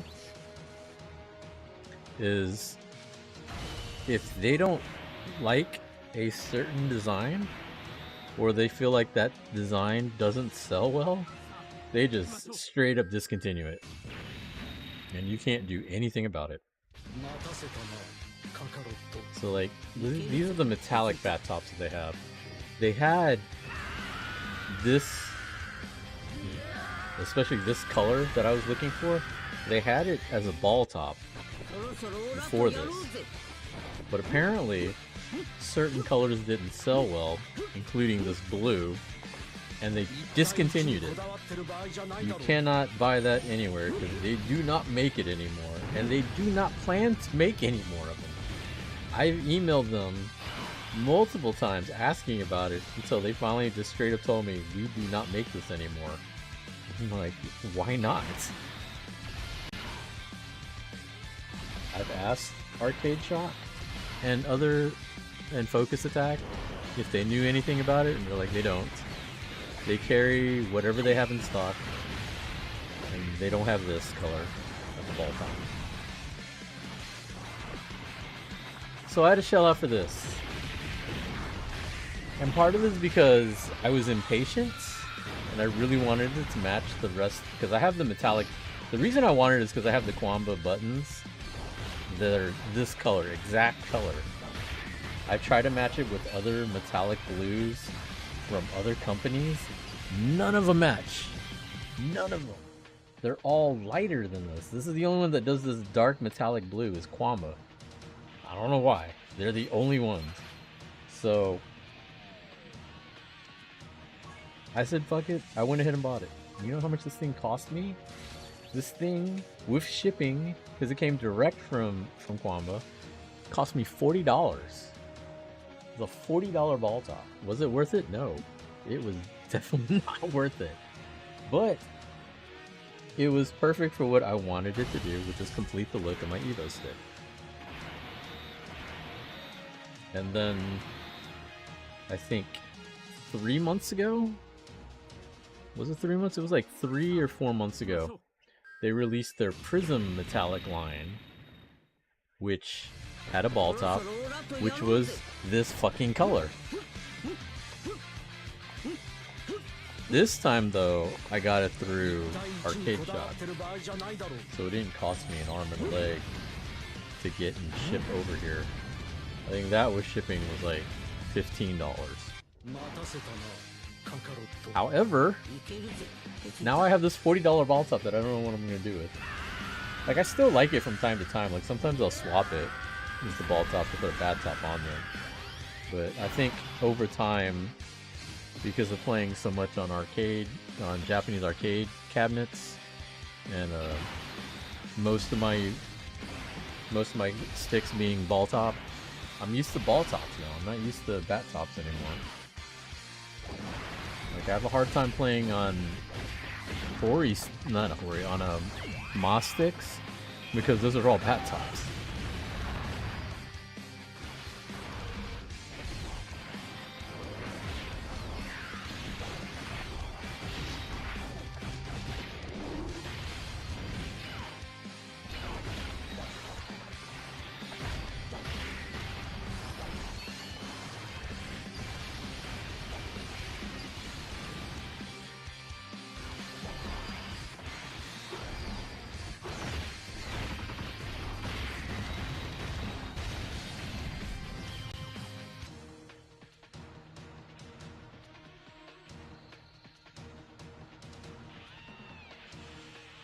But I'll probably put those orders in Friday? I get paid Friday, so probably Friday. Hopefully it gets here by next week.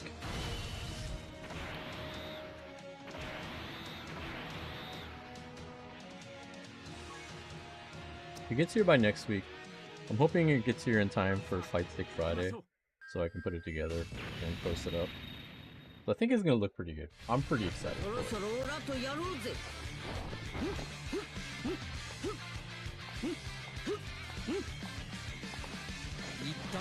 I was trying to find some official art that I would like, but none of them fit right. Like, not with what I'm trying to do.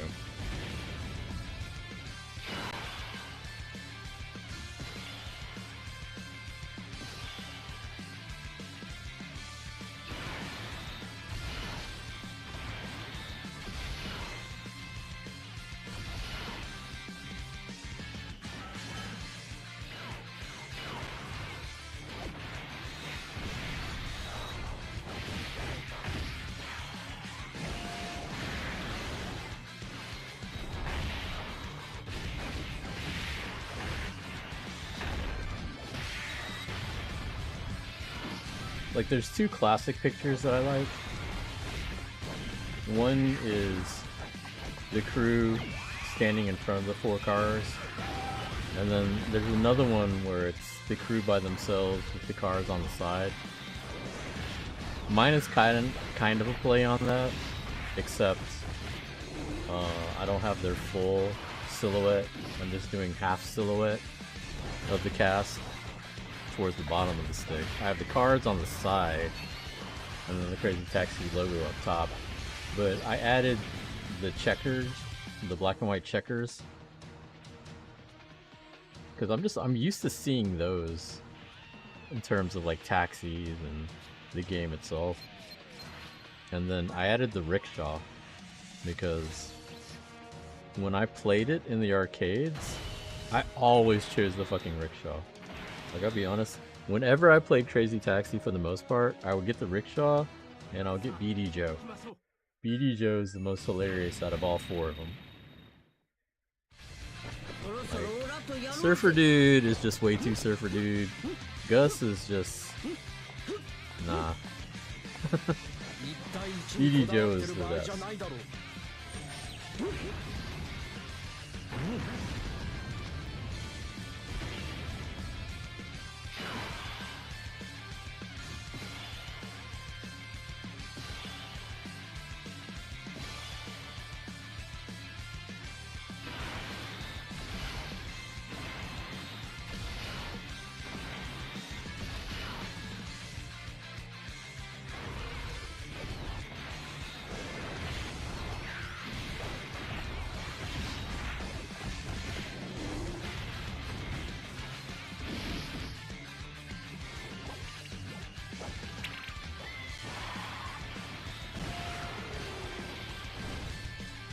God, someone has Crazy Taxi art with John Cena on it.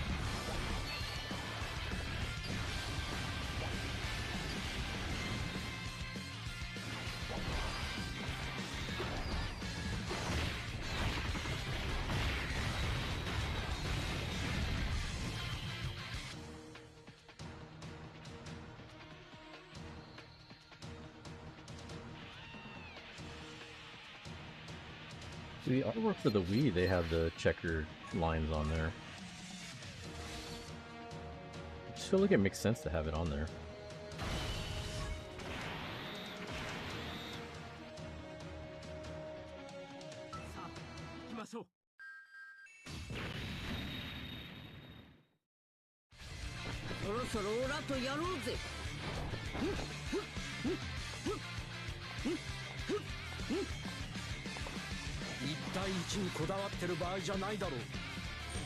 Keep going back and forth on the whether or not I want to do stuff to my Bulick sticks, but I keep thinking no. Like, I actually have stuff on my Kuro. I keep thinking I want to take this stuff off of there. Like, I put some Viking stickers on there, but I'm not sure if I like it on there anymore.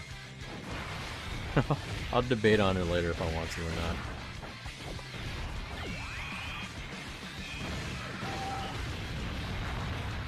Like, I feel like it just kind of kills the aesthetic. But the problem is if I take off that sticker, I don't think it'll stick anymore. I don't know what to do with it.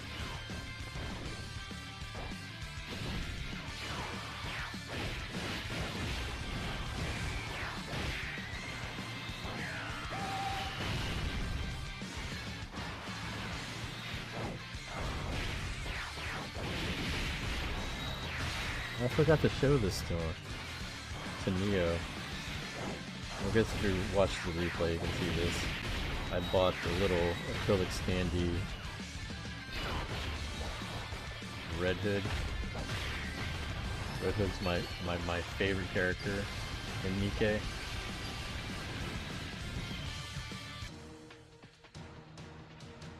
I think I pre-ordered another acrylic standee. The only thing I don't like about these is these are so small. These are so fucking small. Like, I get they were cheap, but I didn't think they were going to be this small. Like, when I was in Japan, they had Genshin ones that were about the same price, but they were way bigger. This thing is really short.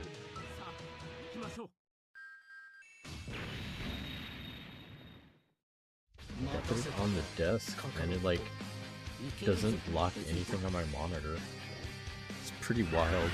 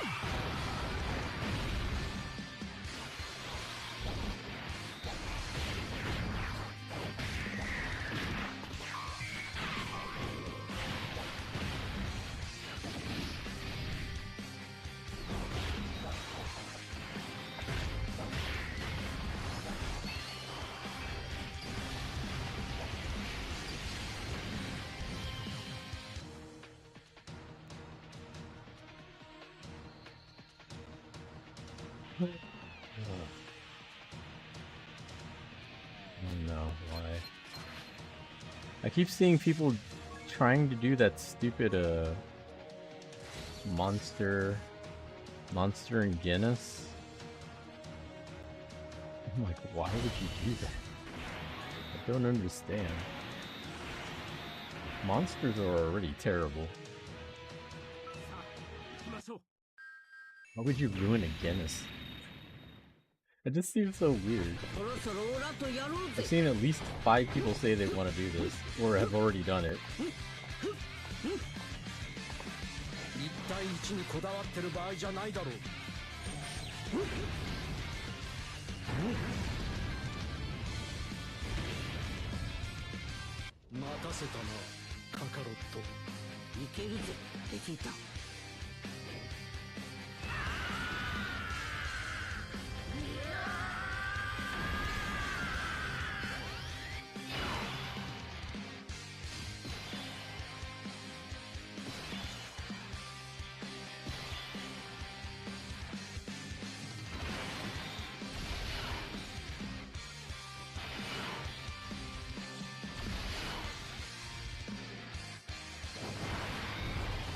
Oh yeah, so my local scene was supposed to be doing a pro and beginners Guilty Gear XR event. I'm thinking of joining to be a beginner, because I never really played XR. I'm pretty sure it's Rev 2, whatever the latest one is. I just want to play Biken. Like, I played Guilty Gear, I just haven't played the newer one. Like, I never played Strive, and XR, I think I tried to play for about a month, but when XR first came out, Biken wasn't out, so I kind of gave up quickly. Because I only played Biken in Guilty Gear. Like, I tried to play Soul, and I was like, I'm not feeling this at all. And then by the time Rev 2 came out, I'd already not cared about the game. So I might try, see if someone teach me how to play. I know she's different. I know she's not like XX. Like, even with Plus R, she's different enough in Plus R to where it's weird. Like, honestly, the only time I actually tried to play her was XX. I know they changed her a bit in Reload, and then she changed a little bit more in Slash, and then Accent Core, I think she was pretty good, and then Plus R, she changed a little bit. So that's my background with the characters. I don't know how much different she is from Accent Core to XR. That's what the pro or the teacher guy is supposed to teach me if I join it. I don't know shit.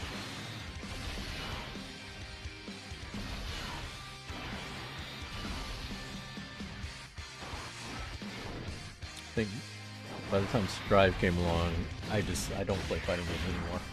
I just play gacha games. Like, I legit straight up tell people, I just play phone games.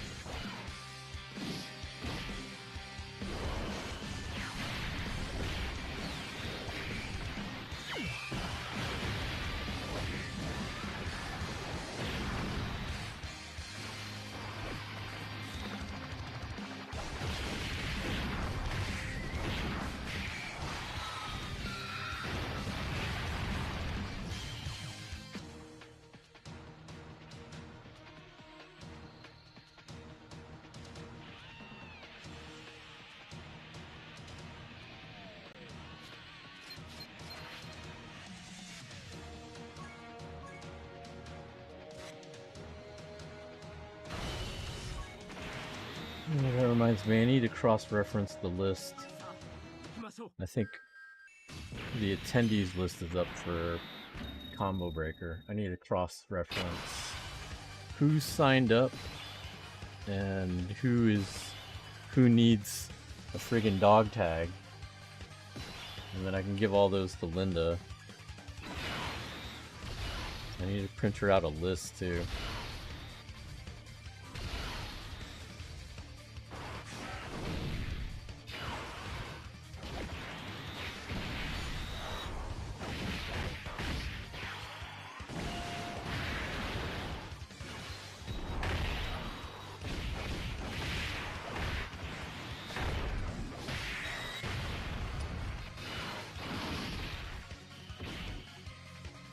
I have my old ones up there.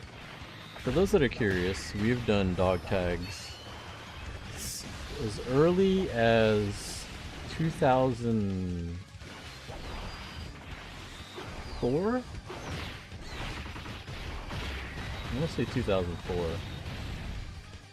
was the first year we... No, 2005. 2005, 2006. Those were the first 2 years that we did them. And then we did them again in 2012. I don't know. I don't have them hanging up, but I don't see them. I have to go find them. We did them those 3 years, and then we didn't do them for the longest time. It wasn't until recent years we brought them back.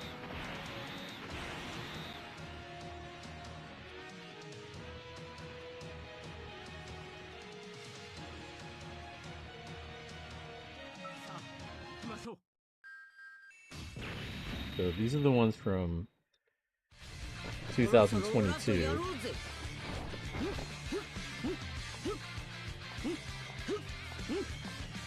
Silver or steel, stainless steel. Last year's we did, I think it was called Onyx, an Onyx color. So it's more of a black sheen to it. I don't know if it shows up well on camera. It's actually thicker. I think for the colored metals, they're a little bit thicker. And then this year's is a bronze color.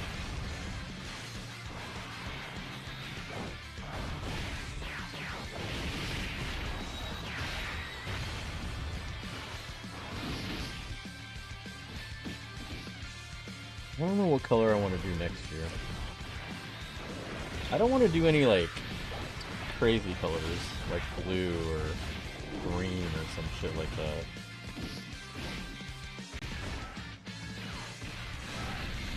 They do have a gold color, but I'm saving that for 26 because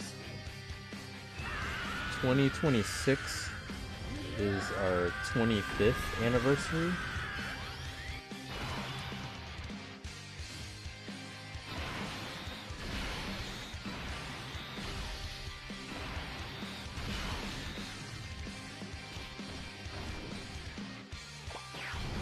So I think it would look good for our 25th to do a golden color. Because otherwise we'd have to wait till like the 50th anniversary. I don't know, if I'm perfectly honest, I don't know if we'll be around quite that long. But we're approaching 25, so I think we can do 25. I think reasonably, I think we'll be around for 25.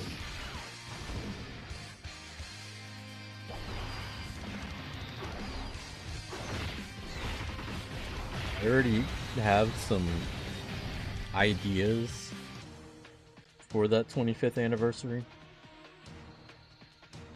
Obviously, I'm not going to say it yet because that's 2 years away. And we'd have to... I don't want to jinx everything. I want to make sure next year's goes well before we discuss the year after that.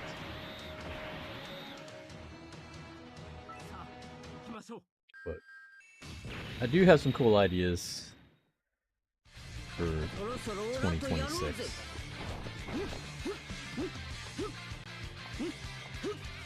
But first things first, I got some good ideas that we got cooking for next year. So if y'all enjoyed Texas Showdown this year, hopefully y'all look forward to next year. I'm already looking forward to doing some stuff for next year.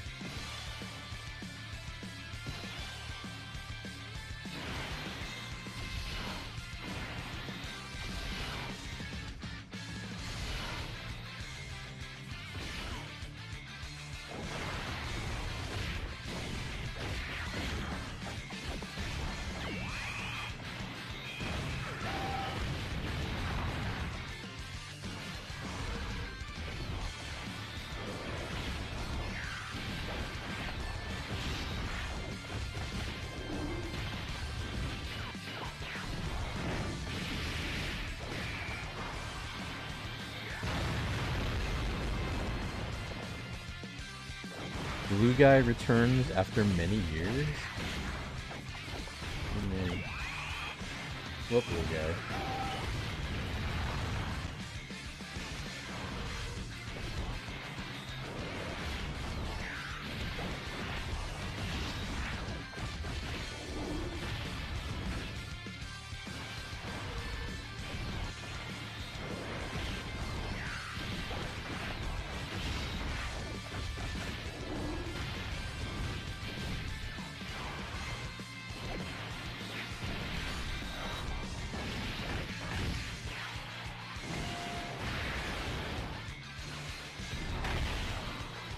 One thing that I was going to do this year that I ended up not doing was I actually have a mini crane game.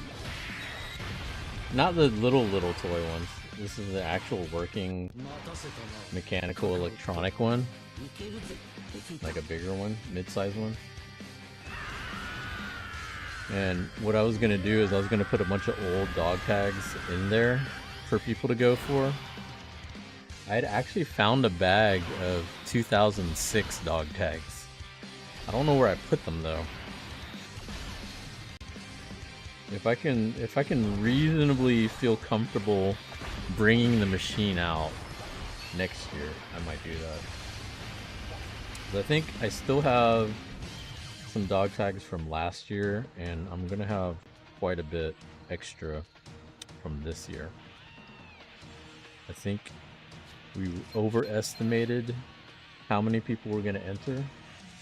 Part of that is because we didn't know how many would be here instead of going to the other events that happened the same weekend as us. But live and learn. I think next year we're going to temper expectations more. I just want to make sure that everybody that earns a dog tag gets one. That's my biggest concern, but I think we should have a better handle on it next year. I think I know exactly how many to order next year and when to order it. That was the biggest problem, I think, was we didn't know exactly how many we wanted to order, and by the time we put in the order, it was cutting it close. Because their estimate, honestly, should have gotten here the week before Showdown, but they had issues that pushed it back and made it really close. Like, if it was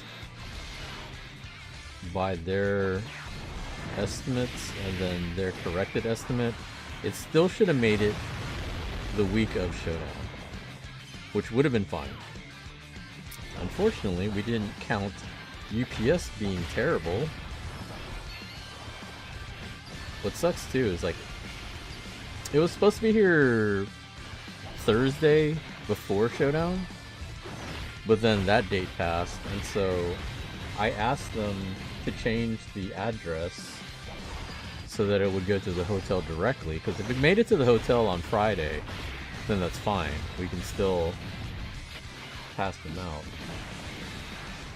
But that had problems, and it didn't make it to the hotel. It didn't even bother going to the hotel. Like, they charged me to change the address, And then they just didn't deliver it there. They delivered it to the original address instead, which is like, well, what's the point? So they're supposed to be issuing me a refund because that's bullshit. It was $15. It cost $15 to change the delivery address, and then they didn't deliver it to the address it was supposed to be changed to. Because like when I got the notification, I went straight to the hotel because I thought, you know, they approved it, they charged me, it's going to the hotel, right? So I go to the hotel and they're like, we didn't receive any package. And then I see the delivery note, I see the picture, and it's my fucking front door. God damn it.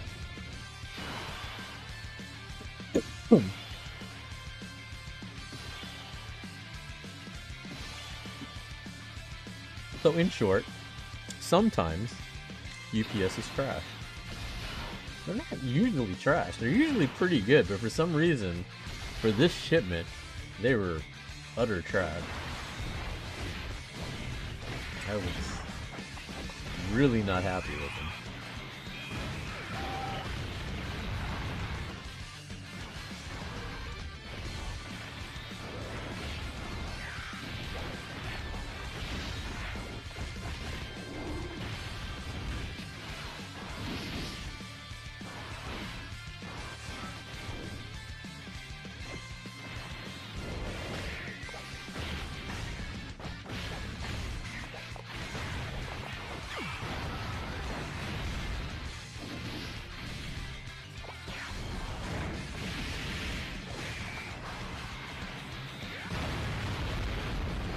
Okay, good.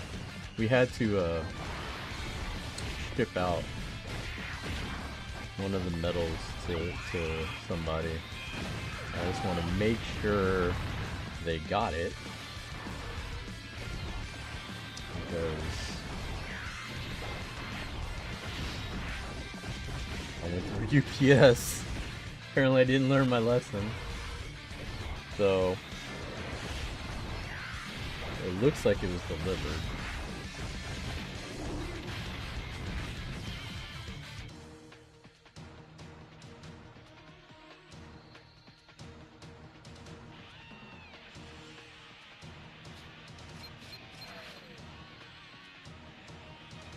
So that's good. I'm glad that got delivered to him.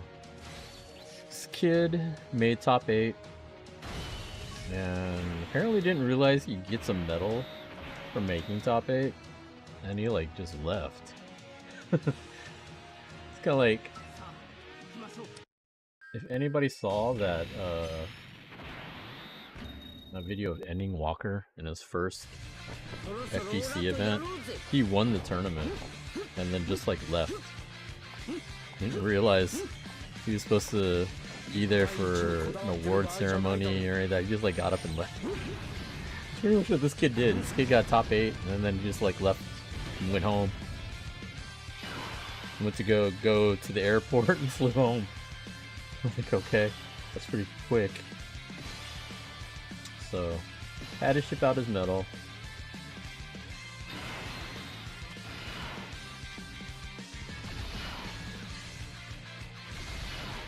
I'm wondering if he posted up about it.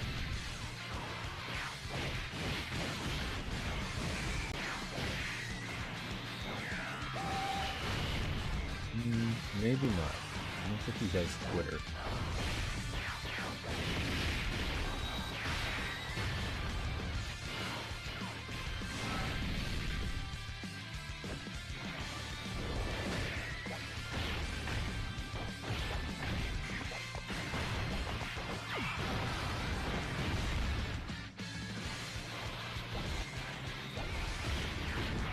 Doesn't look like it. Which is fine. Neoac plays Destiny. Yeah, there's 3 of y'all apparently. The only 3 people in the world I know that plays Destiny. That's what I was saying, you should get together with you, since y'all are the only 3 people I know that play Destiny.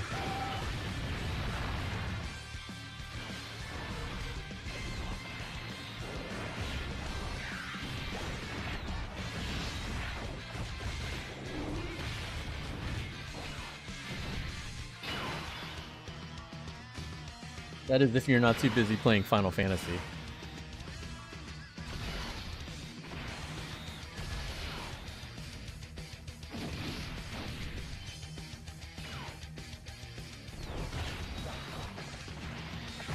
I like the music in these stages. The music for this event is different from the normal stages.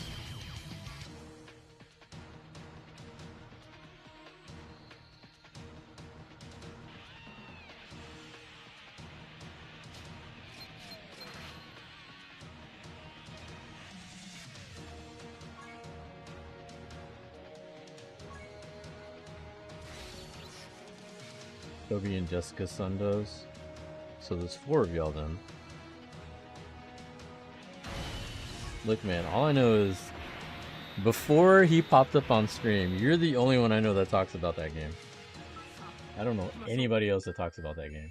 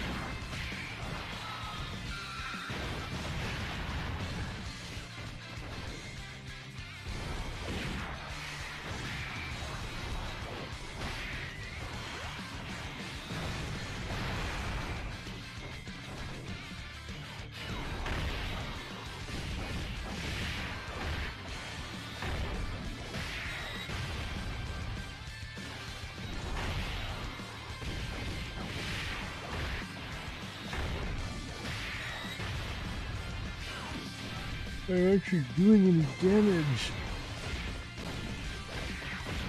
Your type advantage. Do something. There we go.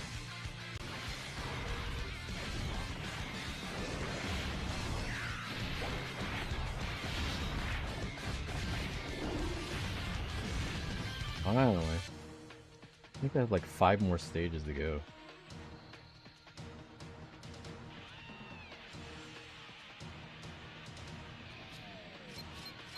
Oh, never mind. 4 more stages. 17, 18, 20, 30. 4 more stages.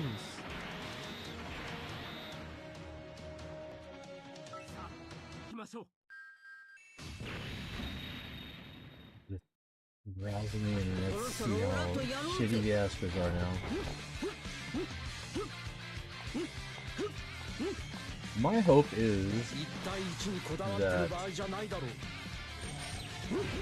Astros just suck at the beginning of the year, and hopefully they get over it. Like, I hope they just get this out of the system. That's what I'm hoping. Probably copium at this point, but I'm still hoping.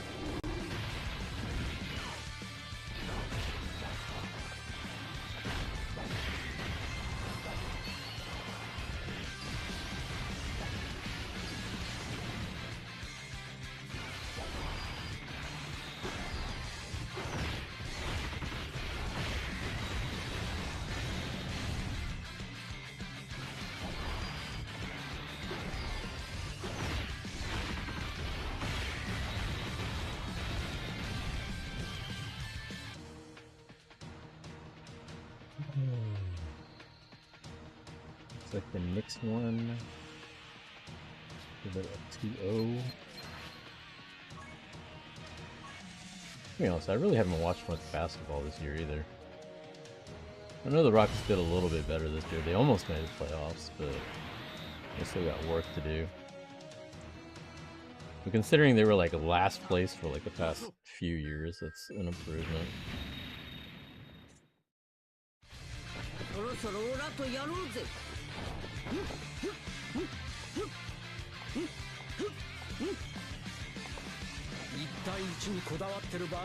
Oscar trending.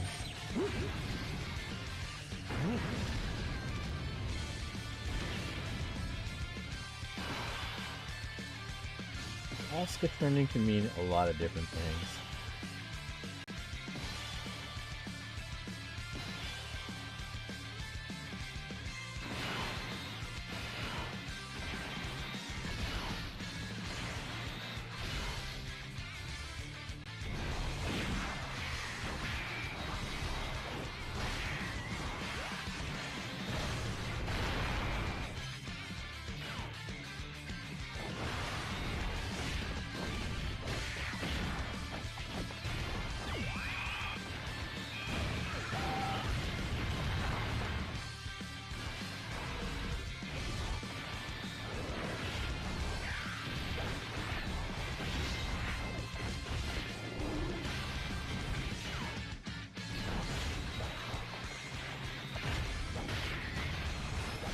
Astros just have shit left this season.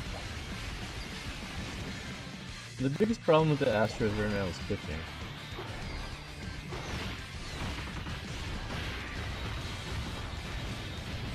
If I'm honest. I think the number one problem we have is pitching. People want to point the finger at the offense or Abreu or any of that stuff. Honestly, our offense hasn't been terrible. Our offense has been decent enough to where we should have gotten more wins than what we have. A lot of our losses have been either our starting pitching has just sucked, and those games were blow up, or we've had a lot of other games where we lost because our bullpen blew it. It's been a combination of both. Like, our pitching has just been terrible this year. Part of that is because a lot of our starters have been injured. Verlander just recently came back. The other starters have been injured and have been recently just coming back. I think Javier is about to come back. Urquidy is supposed to come back, I think, in a couple weeks. McCullers is like constantly injured and hasn't been back yet. Luis Garcia has been injured since last year.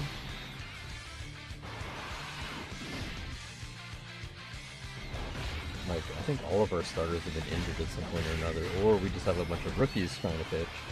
Hunter Brown's still up and down.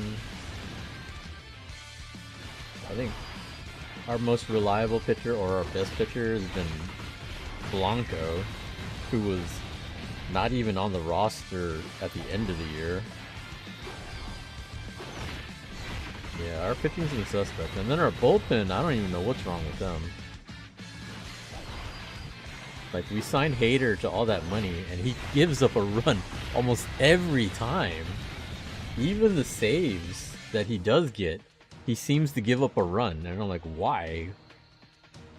He has not been great. And then, you know, Presley was our starter, and he was pretty good in that role. He's been awful as a setup. Like, I don't know what it is. Maybe the mentality of changing from a setup guy to a closer has affected him more than we thought. But he has not been good. And then Brian Abreu, he's been up and down. I remember you and AJ going off that? Yeah. Like, I think it's still pitching is our biggest problem. Like, if our pitching was solid... Because last year, we weren't great offensively, but our pitching was better. And so we were able to win the division. This year, the main difference is our pitching is awful, and we're in last place. So I honestly think our offense is better so far than last year. Bregman has been... no. I don't know. I don't know what to do about Bregman. This was his his walk year, I think. So if he was playing for a contract, he's not playing well. Like, if he wants a big contract, I don't think he's gonna get it. The Astros definitely won't give him one, especially the way he's looking this year. So we'll have to see how that goes. Tucker, I think, is gonna get a big contract. He's playing great.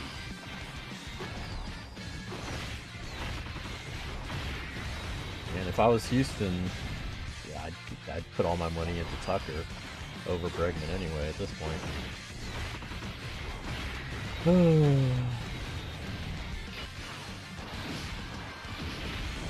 I know they won't.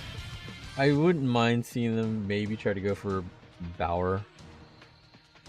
I'm sure that's going to be terrible for some people to hear, but I mean, I don't think it could be any worse. He wants to be in Major League Baseball. He are sucking so bad. Maybe he would help. Because honestly, I think one thing that's really screwed us that nobody talks about is I think they're missing Maldonado. Like, the catchers we have now obviously hit better, but the other part of their job is controlling the pitching staff, and it hasn't looked good.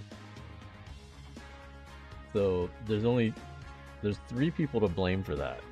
Obviously it's the pitcher, but also the pitching coach, or all the coaches, and the catcher.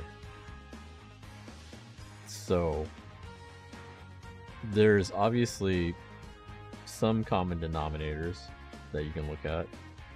Obviously injuries take a toll. That's always, you know, a part of the equation. But you have new coaches.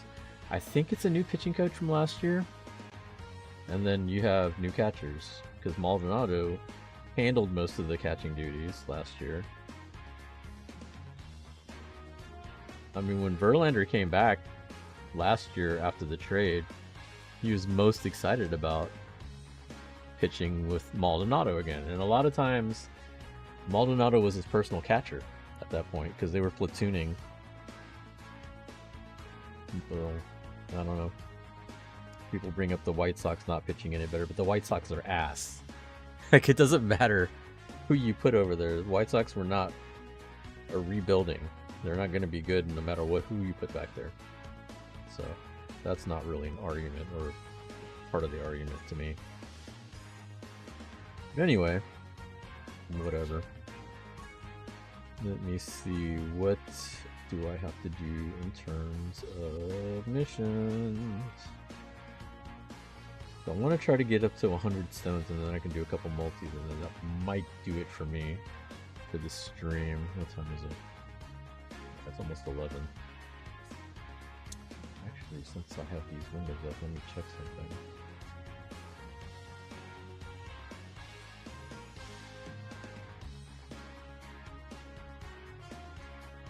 Not that one.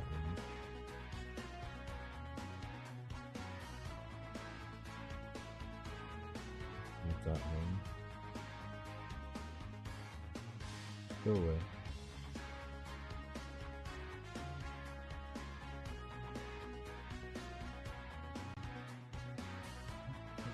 What the fuck, where is it?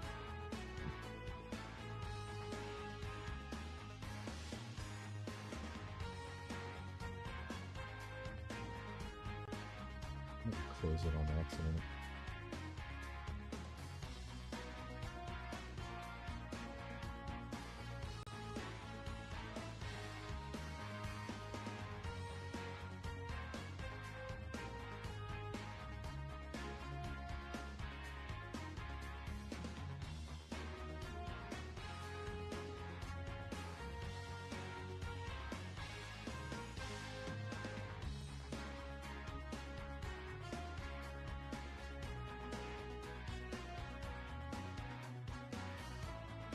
Accidentally closed it. Okay. Open it here then.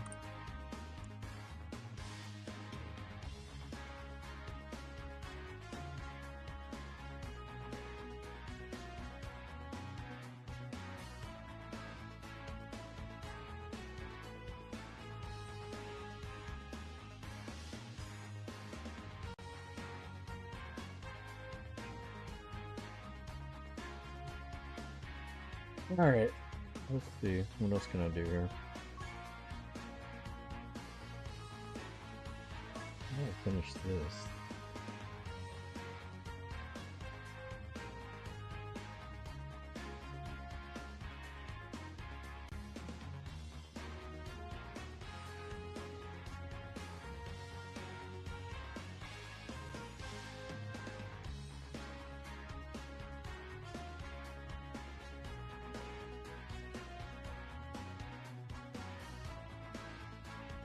Use support memory, use support item.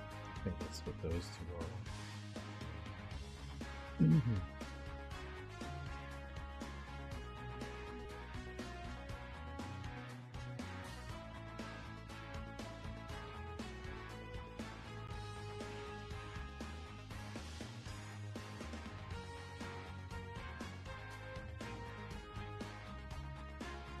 Training location.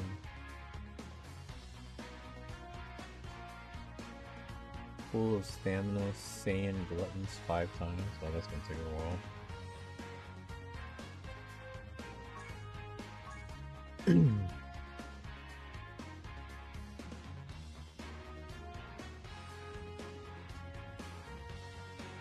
Leveled up 5 link skill levels.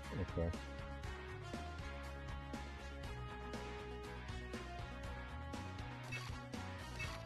Okay, so let's try this.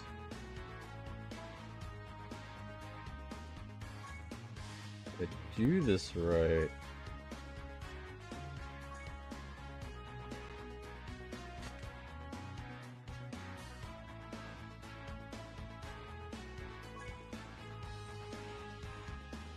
I think this should work.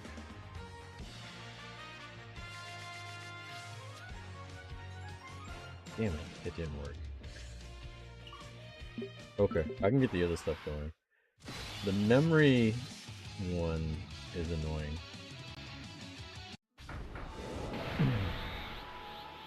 But there's one memory I know I can get it to do right away. This one triggers sometimes, but I think it's a specific stage I have to do to get it to work.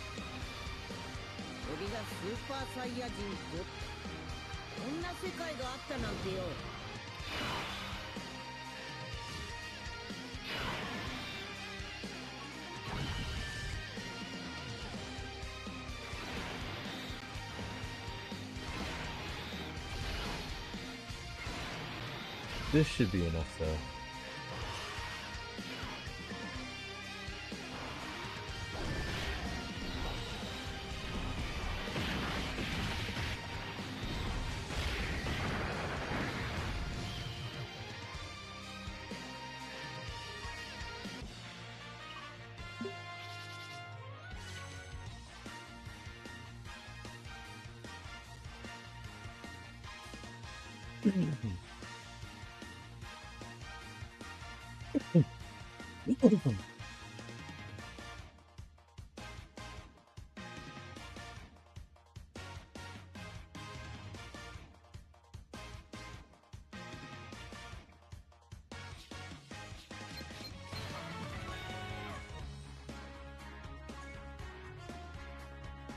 Thing is, that can't be done today because you can only do it once a day. That's so annoying. So I think I have to have Goku's family. And those 3 Gokus, that should be Goku's family right there. I wonder if this works. Probably doesn't, but I'm gonna do it anyway. See if it procs.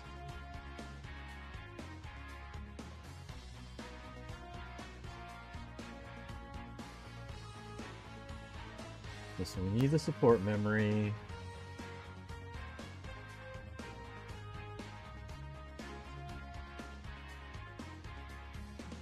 Okay, let's try that.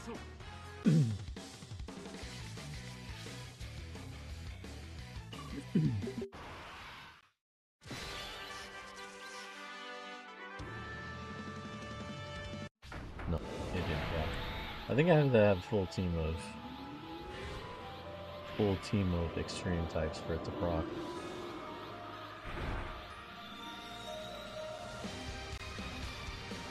俺がスーパーサイヤ人ゴッこんな世界があったなんてよ。 Oh no, there we go. It procced. It's not gonna do anything, but...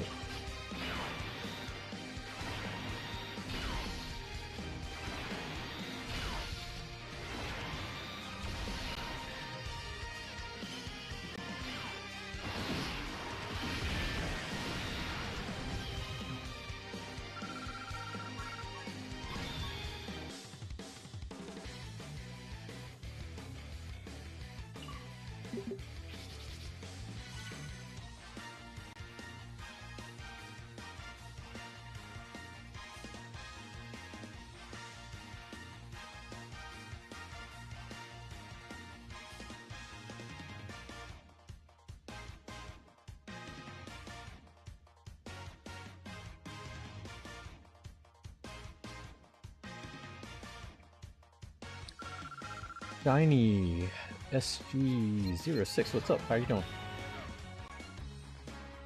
How are you doing? We are trying to do some of these missions.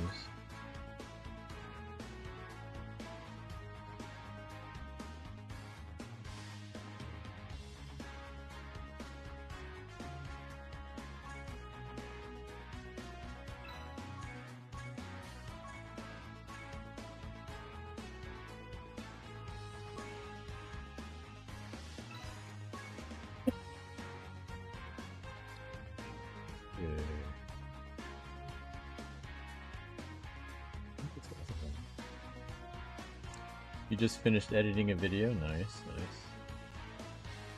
Editing videos are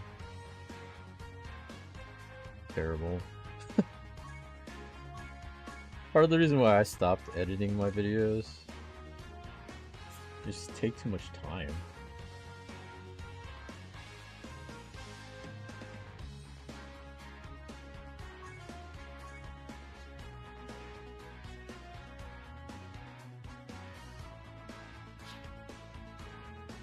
Which Goku do I want? Or which Goku family member do I want? I think most of these I have remembered already. You know what? Let's just take the Kai.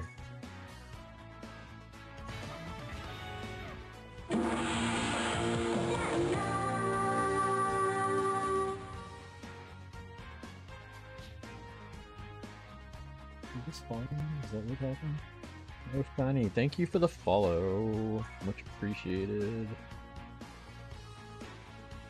You can relate to that, yeah. That's part of the reason why, like, when I first started streaming, I would do the whole highlights thing, edit things out, and try to make sure I had, you know, music and all kinds of fancy edits and stuff like that, and then all it took was, like, one bad conversion and the whole video died and the project corrupted, and then I had to start all over, and I'm like, oh yeah, nah, I don't like this anymore. That shit sucks. It was like the most annoying thing in the world.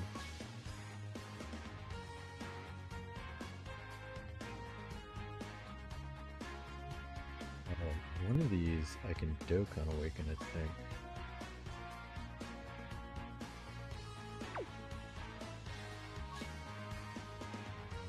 Can I Dokkan Awaken?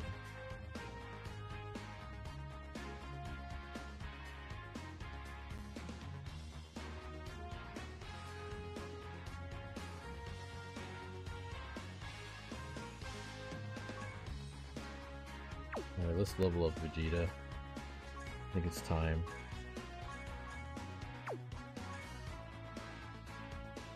It's worth it to me. My channel is growing faster than Broly's power level. Well, that's nice. That's good.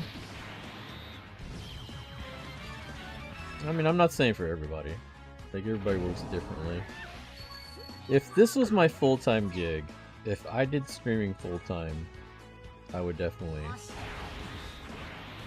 try harder in that respect. Unfortunately, well, I don't know about unfortunately. Fortunately, I have a full-time job, so this is just for fun.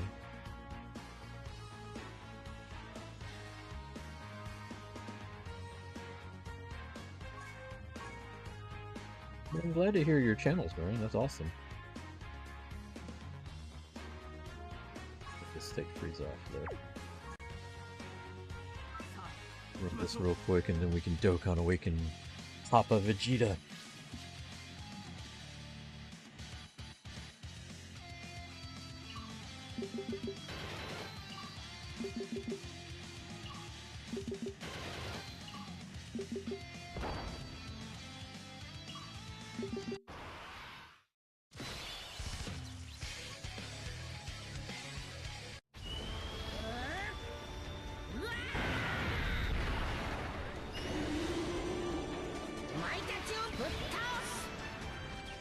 So I really started with 750 subscribers. I had 1 to 2 popular videos, and I do since February daily uploads, and now got 19.1k. Nice.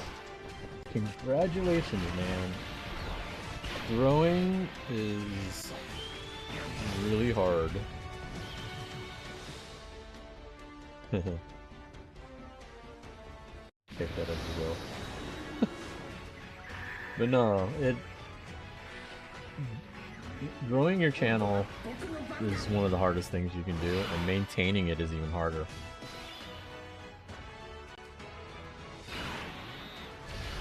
I think at my peak, my channel was only up to like 6k. I think now it's still at 4k. I think it's at, okay, let me check. I haven't looked at it in a long time. Oh, look at my channel, look at my channel. No, 4.8k.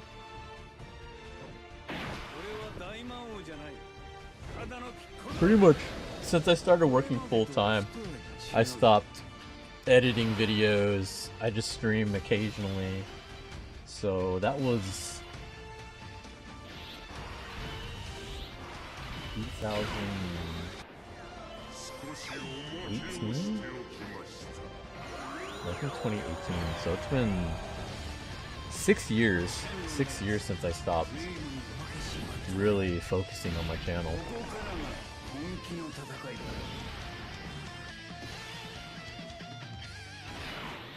I upload Dragon Ball memes. I plan to tell Dragon Ball series, but it's only memes. So kind of like a short form version of Team 4-Star.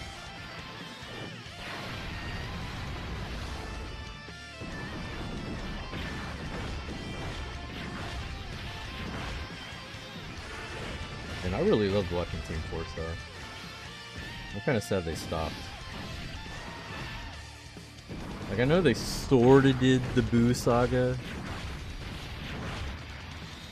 Would have been really cool if they did the whole Boo saga.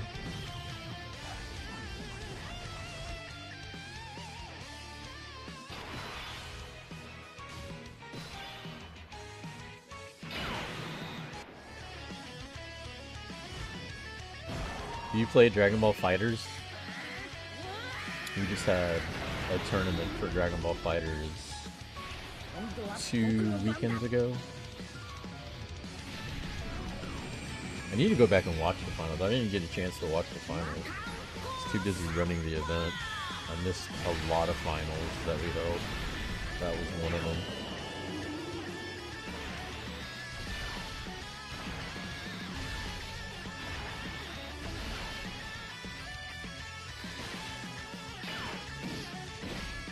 I'm surprised that I'm still at 4.8k.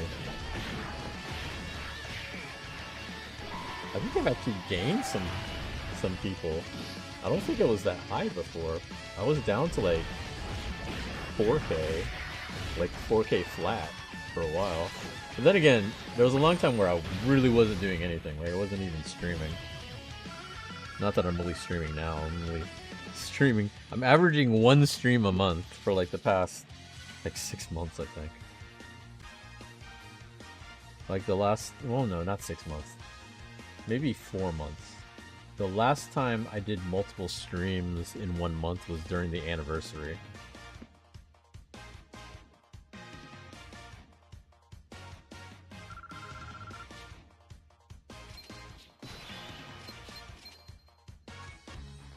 Alright, so that should be enough for Papa Vegeta.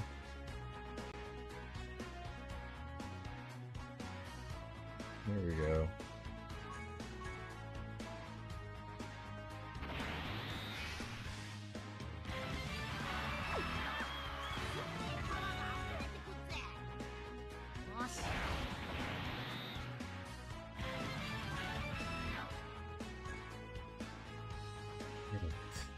So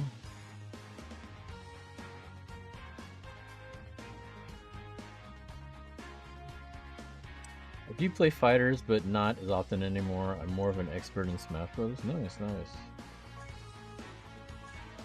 I do not play either one of those. I play even older fighting games, so unfortunately.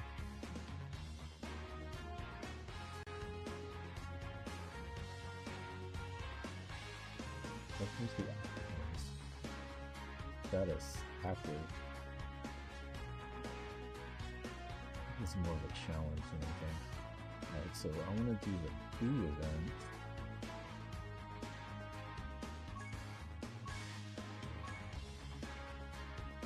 So I want to try this Boo event, and hopefully, if this goes well, it'll give me enough to do 2 multis. I almost won a tournament, but a Luigi zeroed to death me the whole time I won the tournament. Oof. That sounds rough.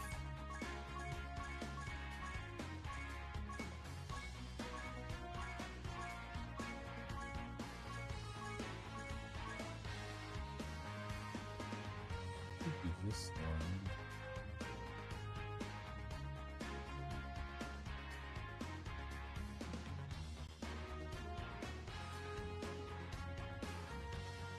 Why can I not see it?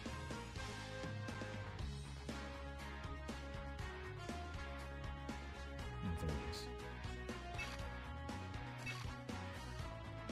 Especially when you can't do anything about it. Yeah.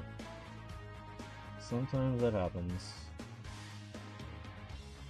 Okay, versus Super Boo, so this is going to be red and blue.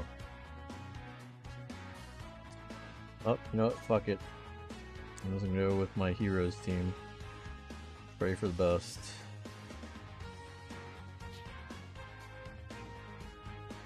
Who can I get rid of? Because I don't know if I want as many reds.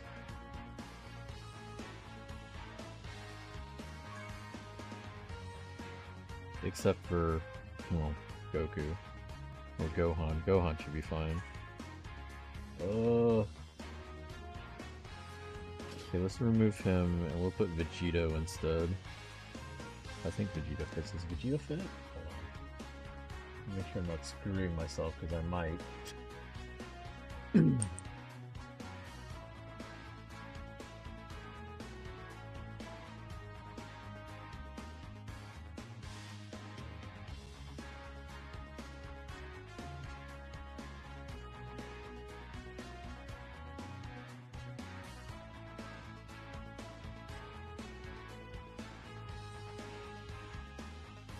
Technically movie heroes.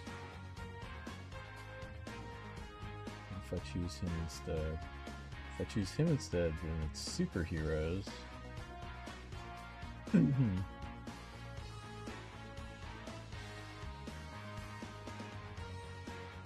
why don't I do that instead? Okay, we're gonna change this whole thing around. We can still keep the Gohans, because Gohans are amazing. Even though they're weak element, it still should be fine. We're gonna go with him first.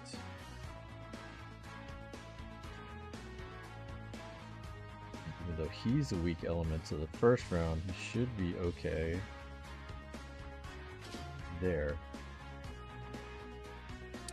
The neutral elements are blue, green, and purple. So we'll try to go with those then. Those two units are fine. I think after that...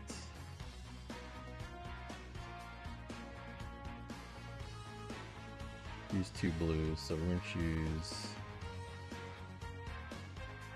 Goku,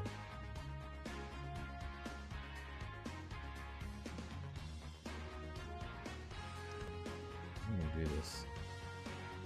I was thinking about blue bros, but I don't think I can do blue bros here. Let's do blue bros, let's do orange Piccolo, Vito, and Vegeta?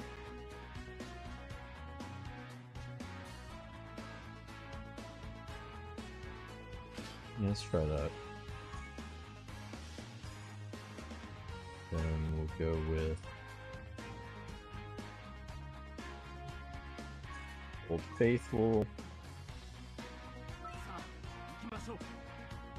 I was playing King Cruel, so he had an easier time. That's your only character? I don't know, a lot of times in games, sometimes it's just about the matchups. If you happen to have another character, you might have to change it up. Okay, so this is 2 rounds.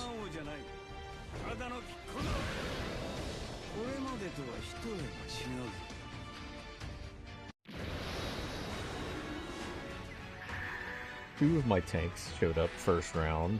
Nice.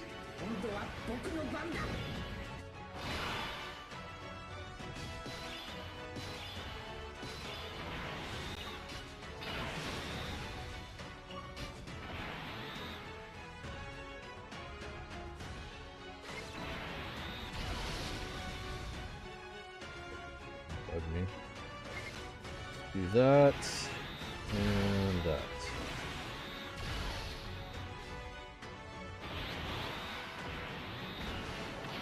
Holy shit, why is that still doing so much damage?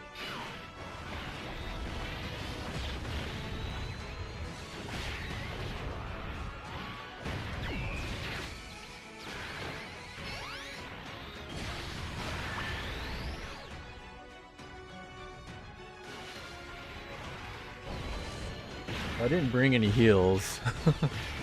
I'm hoping they dodge more, I guess. Okay, the normal attacks are fine. This is super. Jesus Christ. Well, hopefully he doesn't super multiple times.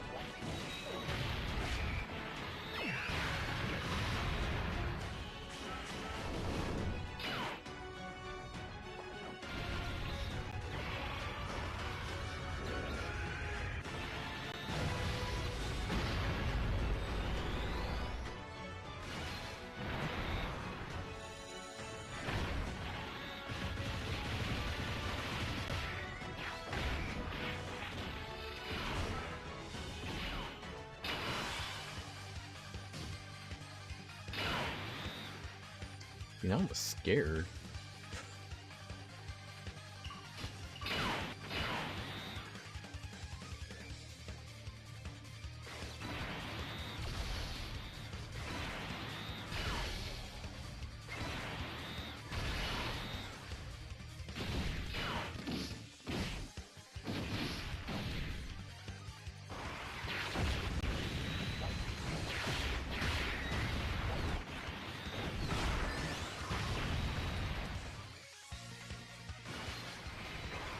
I do kind of wish I got some dupes of Beast Gohan,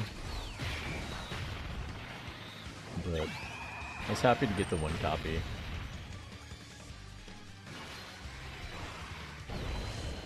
Gogeta, I think I was like one dupe away from rainbowing. Like for some reason, I just pulled him like crazy.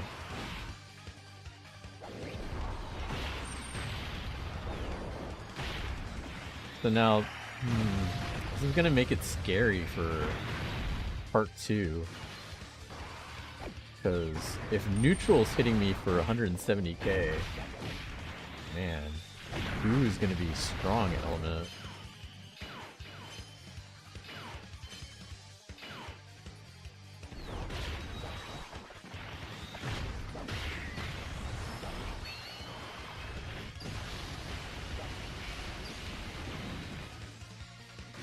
Okay, finish them all.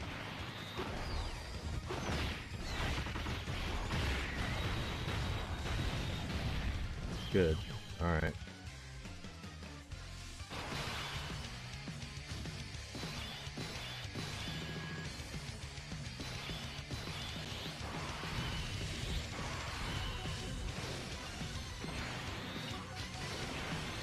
Okay, this works because I can just do this first. Fuck you.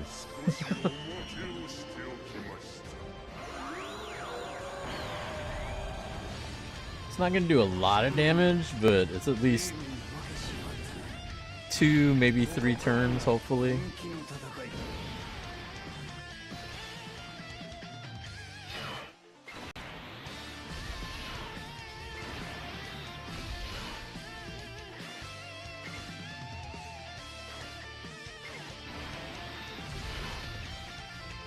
He's got this fucking candy shit.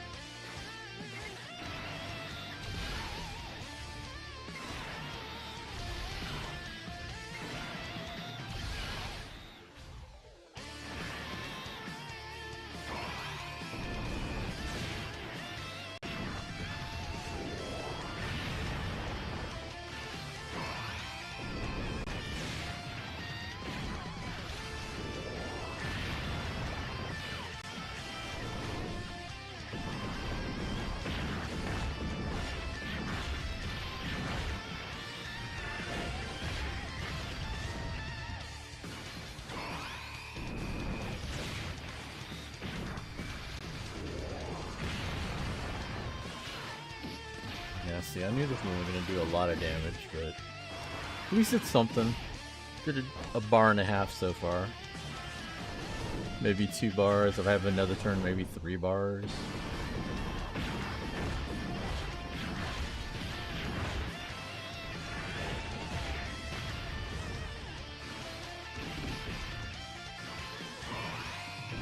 Yeah, it's 2 bars.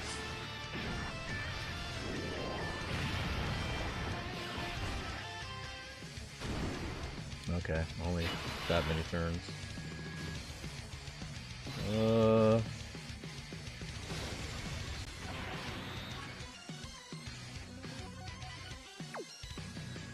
I'm gonna go with shit, all this fucking candy.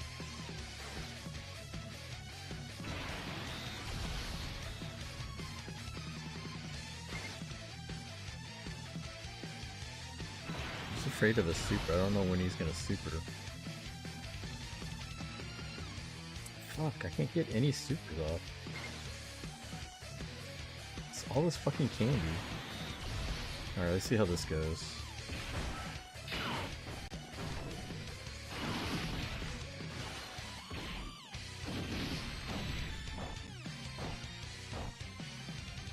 Kinda scared because he didn't super yet.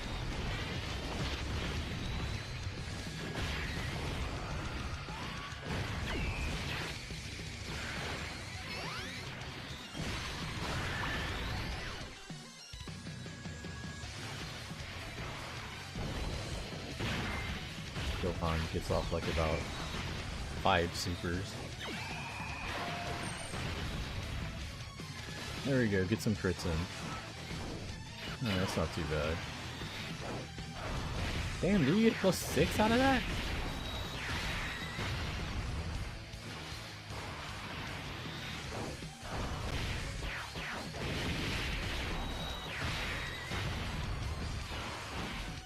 Ow.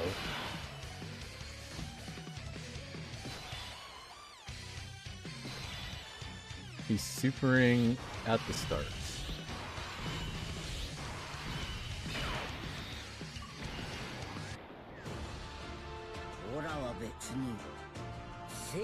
You know, I think I'm gonna skip. I have the Ghost Usher. I think this is when I'm gonna use it.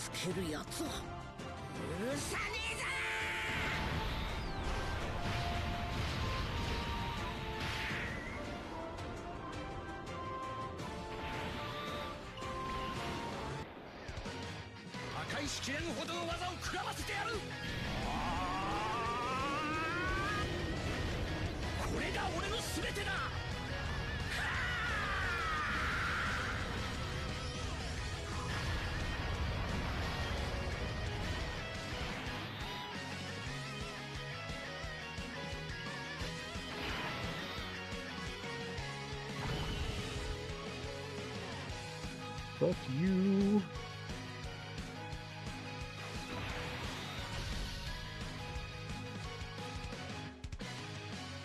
Technically I fucked that up, but it's fine.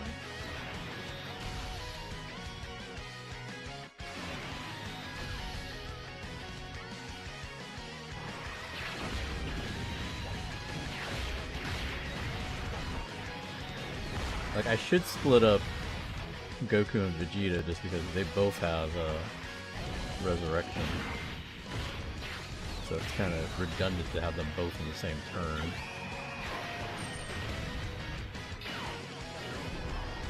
This is also me hoping that I don't get obliterated. If the super gets tracked to the next turn, that's gonna be annoying, but we'll see how this goes. We'll see how this plays out.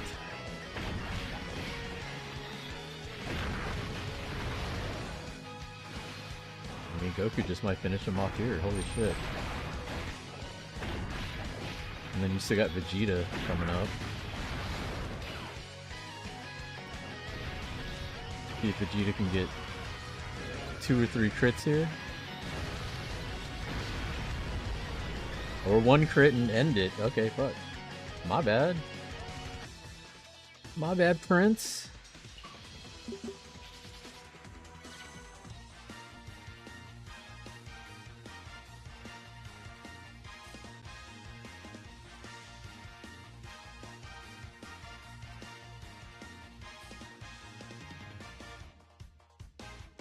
Not bad.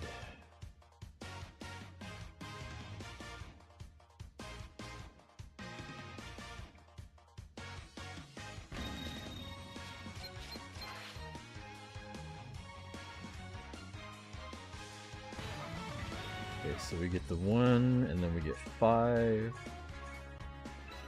Nice. We have 100. Let's fucking go. Do 2 multis, get shafted, and then go to bed. So we got the Goku, so we're done with this banner. We're going for this one. Actually, hold on, let me look at the Goku banner real quick. I'm pretty sure I have everybody, because we just got the Super Saiyan 3. I did get this Gotenks. Okay, I don't have him. The rest of these guys I do have. But I could use coins and buy...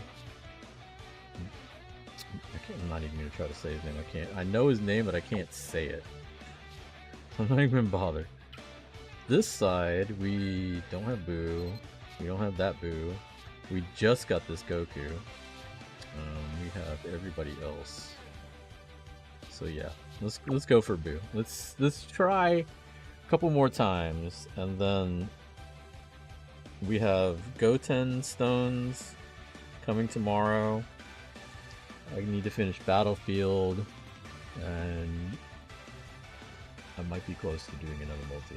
So we'll see. Let's see how these goes though. Fuck it. Let's go. Let's go.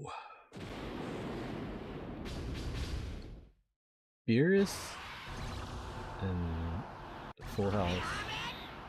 I don't know. I don't think that's anything. Super Saiyan 2. Rewind? Rewind? No. I had a rewind earlier, but that was because I had Beerus and Whis show up. So I already knew that was happening. Whis or Beerus, there's like a possibility, but it's low.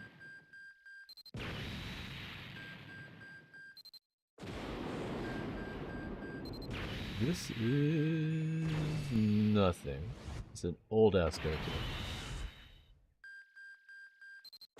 Nappa. And Whis. Again. Another Whis. Nice. Alright, one more. Send us home. Beerus and Vegeta. We get a fusion. Let's fucking go. Let's go. Give me the Boo. Give me the Boo.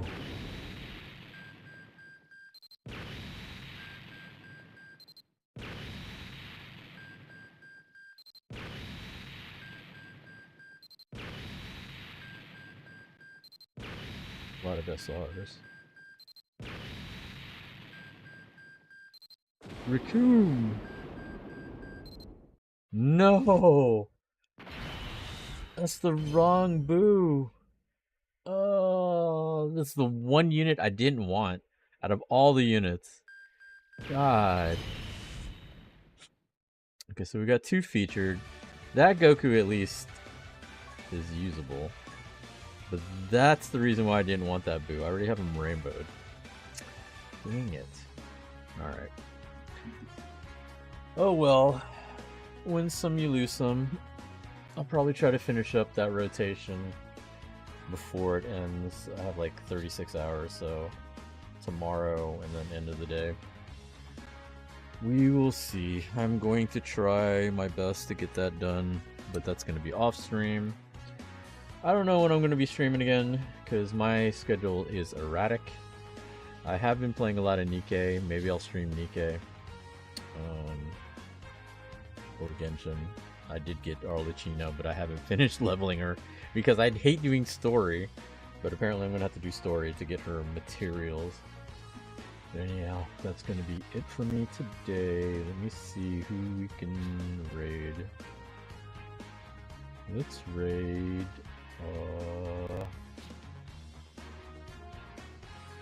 let's just raid Raph, because I'm seeing everybody else on. Where is the raid button? Raid? What is this shit? Oh, interesting.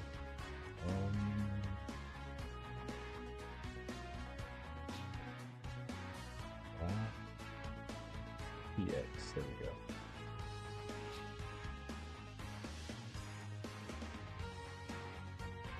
Just open cheer. What is that? I don't have bits.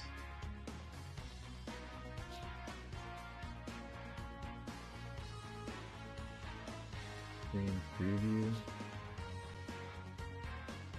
Right, so how does this work? Start raid.